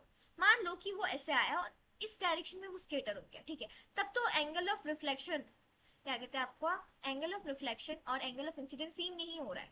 इस केस में क्या कर सकते हैं हम, इस केस में हम हमारे प्लेन को शिफ्ट भी कर सकते हैं। मान लो ये हमारा अभी हमने प्लेन कंसिडर किया, हम इसी प्लेन को ऐसा भी कंसिडर कर सकते हैं, ठीक है, हम प्लेन को शिफ्ट कर सकते हैं, ठीक है, यही समझाया हमारा जो एक्सरे डिफ्रैक्शन है उसमें, ठीक है। इससे क्या होता है, इससे हमारा क्या निकलता है, ब्रैग्स का एक लॉ निकलता है। कैसे, समझो इस चीज को, ठीक है। ये मेरा इंसिडेंट एक्सरे है, ठीक है, और एक्सरे मेरा वेव है, ठीक है। अब क्या होगा, ये इधर से स्केटर हो जाएगा, ठीक है। ये स्केटर जब होगा, क्योंकि ये एक वेव नेचर शो करता है हमारा एक्सरे, तो क्या होगा, ये कहीं ना कहीं जाके, इसमें देखो, ये कहीं ना कहीं जाके क्या करेगा, कहीं ना कहीं पे जाके ये इंटरफेरेंस शो करेगा, है ना। कहीं ना कहीं जाके ये इंटरफेयर करेगा। अगर वो कंस्ट्रक्टिव इंटरफेरेंस हुआ तो कोई ब्राइट स्पॉट दिखेगा, और अगर वो डिस्ट्रक्टिव इंटरफेरेंस हुआ तो कोई डार्क स्पॉट दिखेगा, ठीक है। ये चीज होगा। तो अभी ये कंस्ट्रक्टिव और डिस्ट्रक्टिव इंटरफेरेंस का जो कंडीशन है वो हमारे ब्रैग्स लॉ से आता है, ठीक है। ये जो कंडीशन आपको दिख रहा है, this is the condition for constructive interference, ठीक है। अब हमारा जो टास्क है ये है कि इस वाले ब्रैग्स लॉ को डिराइव करना, ठीक है। इसका डेरिवेशन हम कैसे करेंगे, ठीक है, ध्यान से देखते हैं। ये हमारा फिगर है, ठीक है। इसमें समझो, इसमें मैंने एक इंसिडेंट रे लिया, इंसिडेंट मेरा एक्सरे आया जो कि स्कैटर हो गया इस तरीके से, ठीक है। तो मेरा यहाँ पे क्या हो गया, क्योंकि ये लॉ ऑफ रिफ्लेक्शन फॉलो करता है, तो ये मेरा इंसिडेंट रे हो गया, ये मेरा रिफ्लेक्टेड रे हो गया, ठीक है। ये हो गया। अब दूसरा क्या होगा कि कुछ पार्ट यहाँ पे रिफ्लेक्ट हो जाएगा, कुछ पार्ट ट्रांसमिट हो जाएगा, ठीक है। ये ट्रांसमिट होके आया, दूसरे एटम से टकराया, टकरा के ये फिर से रिफ्लेक्ट हो गया, ठीक है। तो ये मेरा एक पाथ है एंड ये मेरा दूसरा पाथ है, ठीक है। समझ में आ गया। अब ये मेरा एक प्लेन है, जैसे कि मैंने बोला था, ये एटम्स को कंसीडर करके मैं एक प्लेन बनाऊंगी, एंड ये मेरा दूसरा प्लेन है, ठीक है। मैंने दो ही कंसीडर किया है अभी, ठीक है। तो मेरे को पता है कि दो पैरेलल, ये प्लेन्स पैरेलल है ना, ये दोनों पैरेलल प्लेन्स के बीच का जो डिस्टेंस होता है वो क्या होता है, हमारा डी होता है, इंटरप्लेनर स्पेसिंग, ठीक है। तो इसको मैंने डी लिख दिया, और अगर ये डी है तो ये डिस्टेंस क्या हो जाएगा, मेरा डी हो जाएगा, ठीक है। अब मैं सबसे पहले क्या निकालूंगी, अब मैं सबसे पहले निकालूंगी पाथ डिफरेंस, ठीक है। मेरा पाथ डिफरेंस क्या आ जाएगा, ध्यान से देखो। मेरे को निकालना क्या है, मेरे को निकालना है अपना ब्रैग्स लो, ठीक है। मेरे को निकालना है ब्रैग्स लो। अब ब्रैग्स लो निकालने के लिए मैं इतना कुछ कर रही हूँ, और ब्रैग्स लो क्या है, वो कंस्ट्रक्टिव इंटरफेरेंस का कंडीशन बताता है। तो इसीलिए मैं यहाँ पे आई हूँ पाथ डिफरेंस पे। तो मेरा पाथ डिफरेंस क्या है, ध्यान से देखो। ये मेरा पहला पाथ है, ठीक है, जो कि छोटा है, एंड ये मेरा दूसरा पाथ है जो कि बड़ा है। तो बड़े में से मैं छोटे को माइनस कर दूंगी, ठीक है। बड़ा क्या है मेरा, मान लो ये पॉइंट मेरा बी है, ठीक है। तो मेरा बड़ा वाला क्या आ जाएगा, A B plus B C, ठीक है। देखो ध्यान से, A B plus B C, ये मेरा बड़ा पाथ आ गया, माइनस दिस पाथ जो कि मेरा है माइनस ए डी, ठीक है। ये हो गया, ये क्लियर हुआ। ध्यान से देखो, मेरा दो पाथ है, this is my path one and this is my path two. ये बड़ा है तो मैं बड़ा में से छोटे को माइनस करूंगी, क्योंकि मेरे को पाथ का डिफरेंस चाहिए।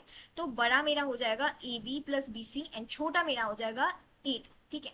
तो मैंने क्या किया, इस पाथ को इस पाथ से माइनस कर दिया, तो मेरे को पाथ का जो डिफरेंस है वो मिल गया। अब हमको पता है, अगर कंस्ट्रक्टिव इंटरफेरेंस होता है, जो पाथ, अगर कंस्ट्रक्टिव इंटरफेरेंस होता है तो जो पाथ डिफरेंस होता है वो कितना होता है, वो होता है एन लैम्डा, ठीक है। अब मैं क्या करूंगी, मेरे को बस ये चीज पहले निकालना है, ये पाथ डिफरेंस। उसके लिए मेरे को ए बी बी सी और ए डी, ये तीन चीजें चाहिए, ठीक है। तो ये तीन चीजें निकालने के लिए मैं क्या करती हूँ, देखो ध्यान से। ये मेरा थीटा है, ठीक है, ये मेरा इंसिडेंट एंगल है, ठीक है।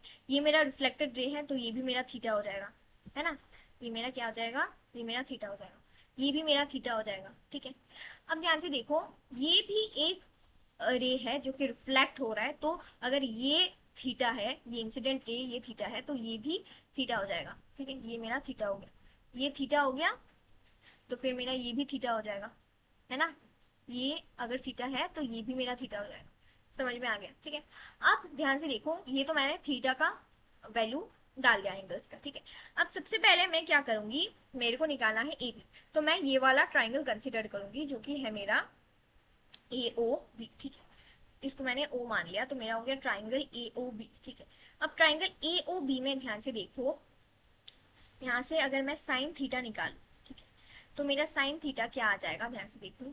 साइन थीटा मेरा आ जाएगा, क्या होता है, ये परपेंडिकुलर अपॉन हाइपोटेन्यूज। परपेंडिकुलर क्या है, ओ बी, जो कि है डी, मेरा ये आ जाएगा डी, और नीचे हो जाएगा मेरा ए बी, ठीक है। तो यहाँ से मेरा ए बी क्या आ गया, देखो ए बी आ गया D by sine theta, D by sine theta. Okay, अब मैं दूसरा ट्राइंगल जाऊंगी जो कि है मेरा बीओसी, ठीक है, ये वाला, क्योंकि मेरे को बीसी निकालना है। तो यहाँ से अगर मैं साइन थीटा लिखूंगी तो मेरा साइन थीटा आ जाएगा क्या, यहाँ से देखो ओबी अपॉन बीसी, ठीक है, तो मेरा हो जाएगा ओबी क्या है, डी एंड अपॉन बीसी। तो यहाँ से मेरा बीसी क्या आ गया, डी बाई साइन थीटा, ठीक है, ये आ गया। अब एडी और बीसी मेरा आ गया, ठीक है, अब मेरे को एडी निकालना है। एडी निकालने के लिए मैं एडीसी वाले ट्राइंगल में जाऊंगी, ठीक है, मेरा जो ट्राइंगल है क्या है, ट्राइंगल ए डी सी, इस ट्राइंगल में जाऊंगी, ठीक है। अब ध्यान से देखो ये ट्राइंगल जो ए डी सी है, इसको मैं अगर अच्छे से थोड़ा ड्रॉ करूँ, ये कुछ ऐसा है, ठीक है, यहाँ पे मेरा डी हो गया, ठीक है, ये मेरा ए सी, ठीक है। ध्यान से देखो ए डी और ए सी के बीच का एंगल मेरा क्या था, थीटा था, ठीक है, तो ए डी और ए सी का बीच का एंगल मेरा थीटा है, ठीक है। अब यहाँ से क्योंकि मेरे को ए डी चाहिए, ठीक है, तो मैं यहाँ पे निकालूंगी कॉस थीटा, ठीक है। मैं साइन थीटा क्यों नहीं निकाल रही, क्योंकि मेरे को ए डी चाहिए यहाँ पे, ठीक है, सी डी नहीं। तो ए डी चाहिए तो मैं यहाँ पे लिख लूंगी ए डी अपॉन ये हाइपोटेन्यूज ए सी, ठीक है। तो यहाँ से मेरा ए सी क्या आ गया, ध्यान से देखो ए सी, इनफैक्ट यहाँ से मेरे को ए डी चाहिए तो मैं ए डी लिख लेती हूँ, मेरा ए डी आ गया ए सी कॉस थीटा, ठीक है, मेरा ए डी क्या आ गया, ए सी कॉस थीटा। अब मेरे को एडी निकालने के लिए एसी चाहिए, एसी निकालने के लिए मैं फिर से जाऊंगी ट्राइंगल एओबी में, ठीक है, ये मेरा बी था, ट्राइंगल एओबी में जाऊंगी तो मेरा जो ट्राइंगल एओबी है इसमें अगर ध्यान से देखो एओबी है, एओबी में ध्यान से देखो इस वाले ट्राइंगल में मैं अभी निकालूंगी कॉस थीटा। तो मेरा कॉस थीटा क्या आएगा, ध्यान से देखो कॉस थीटा मेरा आएगा ओ ए अपॉन ए बी, है ना, कॉस थीटा, ये मेरा थीटा है, ये एंगल क्या है, ये थीटा है, तो मेरा आ जाएगा ओ ए अपॉन ए बी, ये मेरा आ गया ओ ए अपॉन ए बी। तो अब मैं कॉस थीटा क्यों निकाल रही हूँ, क्योंकि मेरे को ओ ए चाहिए, क्योंकि मेरे को पता है जो ये ओ ए है, ध्यान से देखो ये जो मेरा ओ ए है, ठीक है, what is this, this is nothing but A C का आधा, है ना, ये पूरे ए सी का आधा है ओ ए, ठीक है, क्योंकि ये दोनों ट्राइंगल क्या है, सेम है ना, ये थीटा है, ये थीटा है, हमने किया था, ठीक है। तो ये ओ ए क्या है मेरा, अगर मैं इसको ए सी बोलूँ तो ए सी क्या हो जाएगा मेरा, टू टाइम्स ओ ए, है ना, ये ए सी क्या हो जाएगा, टू टाइम्स ओ ए, ठीक है। तो इसीलिए मैंने यहाँ पे ओ ए निकाल लिया, ठीक है। तो यहाँ से अगर मैं ओ ए को लिखूँ तो मेरा ओ ए क्या आ जा रहा है, ओ ए आ जा रहा है ए बी कॉस थीटा, ठीक है, ए सी इक्वल टू टू टाइम्स ओ ए, है ना। तो मेरा ओ ए क्या आ जाएगा, ध्यान से देखो ओ ए आ जाएगा ए बी कॉस थीटा, क्या आ जाएगा, ए बी कॉस थीटा। अब ध्यान से देखो मेरा ए बी क्या है, मेरा ए बी क्या है, मेरा ए बी है डी बाई साइन थीटा, है ना, तो मैं यहाँ पे लिखूंगी D by sine theta into cos theta. अब मेरे को तो ए सी नहीं निकाला, मेरे को क्या निकालना है, मेरे को निकालना है A D, and A D क्या है, ए डी है मेरा ए सी कॉस थीटा। तो मैं लिखूंगी मेरा ए डी क्या है, मेरा ए डी है ए सी कॉस थीटा, ठीक है। तो मेरा यहाँ से ए सी का वैल्यू मैं पुट करती हूँ तो मेरा आ जाएगा यहाँ से टू टू टी, ठीक है, नीचे साइन थीटा कॉस थीटा, ये तो मेरा आ गया ए सी और इधर एक कॉस थीटा है तो मैं लिखूंगी कॉस थीटा। तो यहाँ से देखो मेरा क्या आ गया, मेरा आ गया two D by sine theta, तो नीचे चला गया, ये आ गया मेरा कॉस स्क्वायर, ये मेरा आ गया ए। बस अभी मेरे को उस जो फॉर्मूला आया था उसमें पुट करना है, ठीक है। मेरा फॉर्मूला क्या था, A B plus B C minus of A D is equals to N lambda, ठीक है। तो बस मैं वैल्यूज पुट करती हूँ, मेरा ए बी था डी बाई साइन थीटा, ठीक है, मेरा बी सी भी था D by sine theta, minus मेरा ए डी क्या आया, ए डी आया two D by sine theta cos square, two D by sine theta into cos square theta, ठीक है, ये मेरा आ गया एन लैम्डा। हाँ मेरे को कुछ नहीं करना, थोड़ा सा सब्स्टिट्यूट करना है, ये तो मेरा आ गया टू डी साइन थीटा, ठीक है, तो आई मीन थोड़ा कैलकुलेट करना है, तो मेरा ये आ गया minus two D by sine theta into cos square theta is equal to N lambda. अब कुछ नहीं, मैं इसको कॉमन ले लेती हूँ, 2d by sine theta common ले लिया मैंने, तो मेरा आ गया 1 minus cos square theta is equal to N lambda. Okay, तो अब ध्यान से देखो 1 माइनस कॉस स्क्वायर थीटा कितना होता है, साइन स्क्वायर थीटा, तो बस यहाँ पे लिख लो 2d by sine theta into sine square theta is equal to N lambda. अब मेरा साइन थीटा से ये वाला चला गया, ठीक है, एक बचा मेरा, तो मेरा भी आंसर क्या आ रहा है, मेरा आंसर आ रहा है 2d sine theta is equal to N lambda. तो यही है मेरा ब्रैग्स इक्वेशन, ठीक है, या फिर Bragg's law for constructive interference, ठीक है, यही है मेरा Bragg's law for constructive interference. I hope it is clear. अब हमारा जो लास्ट टॉपिक है दैट इज डिफेक्ट्स, ठीक है। डिफेक्ट्स क्या होता है, ठीक है, पहले समझो कि आइडियल क्रिस्टल क्या होता है। आइडियल क्रिस्टल वो होता है एक ऐसा क्रिस्टल जिसमें जो एटॉमिक अरेंजमेंट है वो बिल्कुल परफेक्ट हो, उसमें कोई डिफेक्ट ना हो, मतलब वो एकदम पीरियडिक हो, ठीक है, कोई उसमें प्रॉब्लम ना हो। पर हमको पता है ऐसा आइडियल चीज मतलब कहीं पे भी एग्जिस्ट नहीं करता। जैसे हम सब में कुछ ना कुछ डिफेक्ट होता है, कोई भी एक आइडियल परफेक्ट फिगर नहीं होता। सिमिलरली क्रिस्टल्स में भी एकदम आइडियल परफेक्ट फिगर की सब कुछ एकदम परफेक्टली अरेंज हो ऐसा नहीं होता, कुछ ना कुछ उसमें कमियां, कुछ ना कुछ डिफेक्ट्स होती है, ठीक है। तो अभी हमको पढ़ना है कि ये डिफेक्ट्स क्या होती है, ठीक है। सो आइडियल क्रिस्टल तो आपको पता है, आइडियल क्रिस्टल क्या होता है, थियोरेटिकल कॉन्सेप्ट होता है, ठीक है, वो एक्चुअली में मतलब एक्चुअल लाइफ में वो ऐसा नहीं होता, ठीक है। तो डिफेक्ट्स क्या होते हैं, defects are irregularities in their atomic arrangement, ठीक है, which can significantly affect their mechanical, electrical and optical properties। मतलब crystalline materials में कुछ irregularities होती है उनके atomic arrangement में, ठीक है, जो क्या किस चीज को अफेक्ट करता है, उनके मैकेनिकल, इलेक्ट्रिकल अलग अलग प्रॉपर्टीज को वो इफेक्ट करता है, ठीक है। अब जो डिफेक्ट्स होता है वो क्या होता है, कुछ तरीके का होता है, कुछ टाइप्स का होता है, ठीक है। तो ब्रॉडली अगर बोलो तो पॉइंट डिफेक्ट्स होता है एक, और एक होता है आपका लैटिस डिफेक्ट्स, ठीक है। अब आपका जो डिफेक्ट्स है उसकी भी कुछ फर्दर क्लासिफिकेशन है, ठीक है, आप देख सकते हो। जैसे पॉइंट डिफेक्ट में आपके ये कुछ डिफेक्ट्स आते हैं, लाइन डिफेक्ट होता है, सरफेस डिफेक्ट होता है, वॉल्यूम डिफेक्ट होता है, अलग अलग चीजों का डिफेक्ट होता है, ठीक है। अब पॉइंट डिफेक्ट में ये जो हमारा स्कॉची और जो हमारा फ्रैंकल है, this two are the most important, वो पूछे जाते हैं, ठीक है। तो हम भी उसको पढ़ेंगे, उसको पढ़ने से पहले सबसे पहले देखते हैं पॉइंट डिफेक्ट जो होते हैं वो 3 टाइप के होते हैं, ठीक है। एंड हमने यहाँ पे देखा कि और 2 होता है आपका स्कॉची और फ्रैंकल, ठीक है। तो ये 3 पहले देखते हैं। ये 3 क्या होता है आपका, वैकेंसी डिफेक्ट। वैकेंसी मतलब ये एक क्रिस्टल है आपका, ठीक है, कोई क्रिस्टल स्ट्रक्चर है, मान लो यहाँ पे सारे एटम्स तो भले अच्छे भले वो लोग रह रहे थे आसपास, पर मान लो एक डिफेक्ट आ गया उसमें, ठीक है, अच्छे खासे उसका पीरियडिक अरेंजमेंट था एटम का, पर एक डिफेक्ट आ गया, क्या हुआ, यहाँ पे एक एटम होना था एक ब्लू कलर का जैसे आपको दिख रहा है इतने सारे, यहाँ पे नहीं है, ये वाला जगह खाली हो गया, तो वर्ड से समझ में आ रहा है कुछ वीकेंट हो गया, तो इसको हम लोग बोलते हैं वैकेंसी डिफेक्ट। सब्सटीट्यूशनल डिफेक्ट में क्या होता है, ठीक है, सारे अच्छे खासे ये जो आपको दिख रहा होगा, ठीक है, ये वायलेट कलर का जो आपको दिख रहा होगा, ये सारे एटम्स है, ठीक है, अच्छे खासे थे।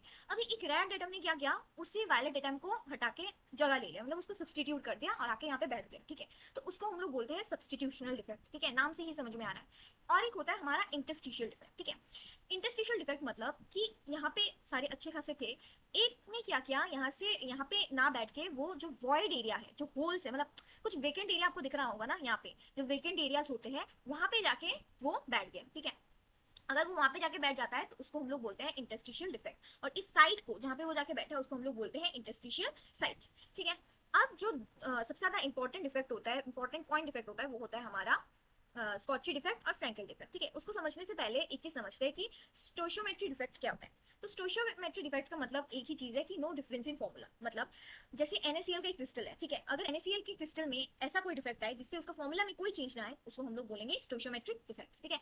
जैसे कि देखो यहाँ पे ये NaCl का एक क्रिस्टल है, ठीक है, दिख रहा है आपको, ठीक है, यहाँ पे Na+Cl- ऑल्टरनेटिवली ऐसे रखे हुए हैं, जितने Na+ है उतने ही Cl- है, ठीक है। तो इस वाले क्रिस्टल में जिसमें कोई डिफेक्ट नहीं है उसमें देखो Na+ और Cl- का जो रेशियो है वो 1:1 है, मतलब जितना Na+ है उतना ही Cl- है, ठीक है। अब ये मेरा एक डिफेक्ट है, डिफेक्ट में क्या हुआ, मान लो कि इधर से एक आपका Na+ चला गया और इधर से एक Cl- चला गया, तो जितना Na+ गया उतना ही Cl- गया, ठीक है। ऐसा नहीं हुआ कि Na+ चला गया और Cl- रहेगा, नहीं, बराबर अमाउंट में Na+ भी गया और Cl- भी गया। जैसे इस वाले डिफेक्ट में हमको दिख रहा है एक Na+ गया और एक Cl- गया, तो ओवरऑल जो मेरा NaCl का जो कॉम्पोजिशन था कि Na+ और Cl- का जो रेशियो था वो 1:1 ही रहा, क्योंकि जितने Na+ थे उतने ही अभी भी है, मतलब जितने Na+ थे उतने ही Cl- अभी भी है, एक Na+ गया एक Cl- गया, ठीक है। तो ऐसे डिफेक्ट्स को हम लोग बोलते हैं स्टोशियोमेट्रिक डिफेक्ट, जहां पे कोई डिफरेंस नहीं होता फॉर्मूला का, ठीक है। अब जो 2 डिफेक्ट हम पढ़ने वाले हैं वो है स्कॉची डिफेक्ट और फ्रैंकल डिफेक्ट, ठीक है। तो सबसे पहले पढ़ते हैं स्कॉची डिफेक्ट, ठीक है। स्कॉची डिफेक्ट को समझने के लिए ऐसा समझो, जैसे यहाँ पे अच्छे से देखो, ये हमारा एक क्रिस्टल है जिसमें A+ एक केटायन है एंड B- हमारा एक एनायन, ठीक है। अब अगर ऐसा हुआ कि यहाँ से यहाँ पे एक A+ था पहले, ठीक है, ये A+ यहाँ से हट गया और इधर एक वैकेंसी क्रिएट हो गई, ठीक है, दिख रहा है आपको। सिमिलरली यहाँ पे एक B- एनायन था, वो हट गया और यहाँ पे एक वैकेंसी क्रिएट हो गया, ठीक है, दोनों तरफ से एक वैकेंसी क्रिएट हो गया, ठीक है। तो इस जो क्रिस्टल स्ट्रक्चर वो एक परफेक्ट अरेंजमेंट में था, उसमें कुछ डिस्टर्बेंस आ गया, ठीक है, कुछ डिसऑर्डर आ गया, मतलब यहाँ से कुछ हट गया तो एक अरेंजमेंट बिगड़ गया, एक डिफेक्ट आ गया। तो इस टाइप के डिफेक्ट को हम लोग बोलते हैं स्कॉच की डिफेक्ट, ठीक है। अब ये जो मेरा, ध्यान से देखो, ये जो मेरा ए पॉजिटिव, हाँ, ये जो मेरा ए पॉजिटिव कैटायन था, ठीक है, वो क्या हो गया, वो यहाँ से हट गया, ठीक है। सिमिलरली मेरा जो B- आयन एनायन था वो भी यहाँ से हट गया, देखा देखा आपने, दोनों चीज यहाँ से हट गए, ठीक है। अब ये जो मेरा डिफेक्ट आया, ये क्या आया, मेरा स्कॉच की डिफेक्ट। इसमें क्या हुआ, ध्यान से देखो, जितने कैटायन मिसिंग हुए, मतलब एक कैटायन यहाँ से मिसिंग हुआ ए पॉजिटिव, उतने ही एनायन मिसिंग हुए, मतलब B- भी उतना ही मिस हुआ, ठीक है। ध्यान से समझो, अगर ऐसा हुआ कि ए पॉजिटिव जो हमारा कैटायन से वो अगर ज्यादा हो गए क्रिस्टल में देन B-, मतलब कि पॉजिटिव चार्ज ज्यादा हो गया क्रिस्टल में देन नेगेटिव चार्ज, तो ओवरऑल जो चार्ज होगा क्रिस्टल का वो क्या हो जाएगा, वो हो जाएगा मेरा पॉजिटिव चार्ज, ठीक है। एंड अगर ऑपोजिट हुआ, अगर नेगेटिव चार्ज ज्यादा हो गया, B- ज्यादा हो गया क्रिस्टल में देन ए पॉजिटिव, तो क्या होगा, पूरे क्रिस्टल में जो ओवरऑल चार्ज हो जाएगा वो क्या हो जाएगा, नेगेटिव हो जाएगा, वो क्या हो जाएगा, हमारा नेगेटिव चार्ज हो जाएगा, ठीक है। अब इस, ये तो एक कॉन्सेप्ट है, मैंने बोला है, पर इस डिफेक्ट में क्या हो रहा है, ध्यान से देखो, इस डिफेक्ट में क्या हो रहा है, जितने कैटायन मिस हो रहे हैं उतने एनायन मिस हो रहे हैं, मतलब जितना ए पॉजिटिव मिस हो रहा है उतना ही B- मिस हो रहा है, मतलब कोई एक चीज, कोई कैटायन ज्यादा भी नहीं है या फिर एनायन ज्यादा नहीं है, दोनों बराबर की मात्रा पे है। तो इसीलिए यहाँ पे जो चार्ज होगा वो क्या हो जाएगा, हमारा न्यूट्रल चार्ज हो जाएगा। इसको हम लोग बोलते हैं स्टोशियोमेट्रिक डिफेक्ट। क्यों? क्योंकि यहाँ पे ध्यान से देखो, कोई फॉर्मूला का चेंज नहीं हुआ, जैसे कंपाउंड का कोऑर्डिनेशन नंबर ज्यादा होता है, इनमें स्कॉच की डिफेक्ट मतलब दिखता है, ठीक है। फिर दूसरा, जिसमें small difference in size of cation to anion होता है, ठीक है। कैटायन और एनायन में ज्यादा डिफरेंस नहीं है, हमने एटॉमिक साइजेस पढ़ा है ना कि मतलब कुछ कुछ कैटायंस बहुत छोटे होते हैं, फिर एनायंस बहुत बड़े होते हैं, इतना साइज का डिफरेंस नहीं चाहिए हमको, आसपास का डिफरेंस चाहिए, ठीक है। तो एग्जांपल हो गया मेरा NaCl, KCl, CaCl, ठीक है, इनमें क्या होता है, इनमें स्कॉच की डिफेक्ट दिखता है, ठीक है। अब देखो, हमको पता है डेंसिटी क्या होता है, मास बाय वॉल्यूम होता है, ठीक है, हमको पता है डेंसिटी मास बाय वॉल्यूम होता है, ओके। अब यहाँ पे ध्यान से देखो, ओवरऑल पहले क्या था, पहले यहाँ पे भी ए पॉजिटिव था, B- था, सब भरा पूरा था। अब कुछ गायब हो गया, इसका मतलब क्या है, इसमें मास डिक्रीज हो गया। अभी ओवरऑल क्रिस्टल में मास डिक्रीज हो गया ना, कुछ गायब हो गया यहाँ से, पहले ये दोनों चीज था अभी नहीं है, तो मास यहाँ पे डिक्रीज हो गया। वॉल्यूम देखो, वॉल्यूम तो अभी भी सेम है ना, अभी भी इतना जगह ही ऑक्यूपाई हो रहा है, वॉल्यूम तो यहाँ पे कोई कम नहीं हुआ ना, तो वॉल्यूम यहाँ पे सेम है, ठीक है, वॉल्यूम पहले भी जितना था अभी डिफेक्ट के बाद भी उतना है, तो क्या चेंज हुआ, मास। और हमको पता है density is directly proportional to mass, तो अगर मास कम होता है तो डेंसिटी कम होता है, ठीक है। तो स्कॉच के डिफेक्ट में ओवरऑल क्या होता है, स्कॉच के डिफेक्ट में हमारा जो ओवरऑल होता है वो डेंसिटी डिक्रीज करता है, ठीक है, डेंसिटी डिक्रीजेस, ठीक है। यहाँ यहाँ पे आपको दिख रहा होगा, ये यहाँ पे एक ए पॉजिटिव पहले था, ठीक है, यहाँ पे क्या था, एक ए पॉजिटिव था, ये ए पॉजिटिव भाग के अचानक से उसका मूड हुआ और वो यहाँ पे चला गया, मतलब कोई एक मतलब जो वॉइड एरिया है ना अंदर का, जो इंटरस्टिशियल साइट मैंने बोला था, वहां पे जाके वो बैठ गया, ठीक है। अचानक से उसको गुस्सा आ गया, भाई मैं तो नहीं रह रहा तुम्हारे साथ, मैं, मेरे को कुछ तबाही मचाना है, मैं चला जाता हूँ। इसने क्या किया, ये ए पॉजिटिव ने पूरे क्रिस्टल में एक डिफेक्ट पैदा कर दिया, एक, मतलब जो इतना अच्छा अरेंजमेंट था सब कुछ इसने बिगाड़ दिया, ठीक है। तो अभी ये ए पॉजिटिव क्योंकि इधर चला गया तो यहाँ पे एक वैकेंसी क्रिएट हो गई, ठीक है। पर ध्यान से देखो, कुछ खाली नहीं हुआ है, ठीक है, ये ए पॉजिटिव है, गायब नहीं हुआ, ये बस यहाँ से डिसलोकेट हो गया, ठीक है। में ए पॉजिटिव कैटायन है एंड हमारा B- एनायन है। ये ए पॉजिटिव क्या हुआ, ये ए पॉजिटिव वहां पे छोड़ के वो चला गया इंटरस्टिशियल साइट पे, ठीक है। अब ये वाला जो जगह है जो यहाँ पे मार्क किया हुआ है वो मेरा इंटरस्टिशियल साइट है, ठीक है। एंड ये मेरा ए पॉजिटिव कैटायन है जो कि इंटरस्टिशियल साइट पे जाके बैठ गया, ठीक है। तो इसको हम लोग बोलते हैं आपका फ्रैंकल डिफेक्ट, ठीक है, ठीक है। तो अब ध्यान से देखो, इसमें भी नो डिफरेंस इन फॉर्मूला हो रहा है, कोई भी फॉर्मूला में डिफरेंस नहीं हो रहा है, क्योंकि जितना ए पॉजिटिव था उतना ही B- कुछ गायब कुछ नहीं हो रहा है, ठीक है, जितने हैं उतने ही अभी भी है, तो इसमें भी कोई फॉर्मूला का डिफरेंस नहीं हो रहा है, तो ये भी एक स्टोशियोमेट्रिक डिफेक्ट है, ठीक है। अभी ये फ्रैंकल डिफेक्ट में देखो, ठीक है, जैसे मैंने बोला, अब हम बात करते हैं उसके डेंसिटी के बारे में, ठीक है। अब डेंसिटी में क्या होगा, ध्यान से देखो, डेंसिटी में डेंसिटी क्या होता है, मास बाय वॉल्यूम।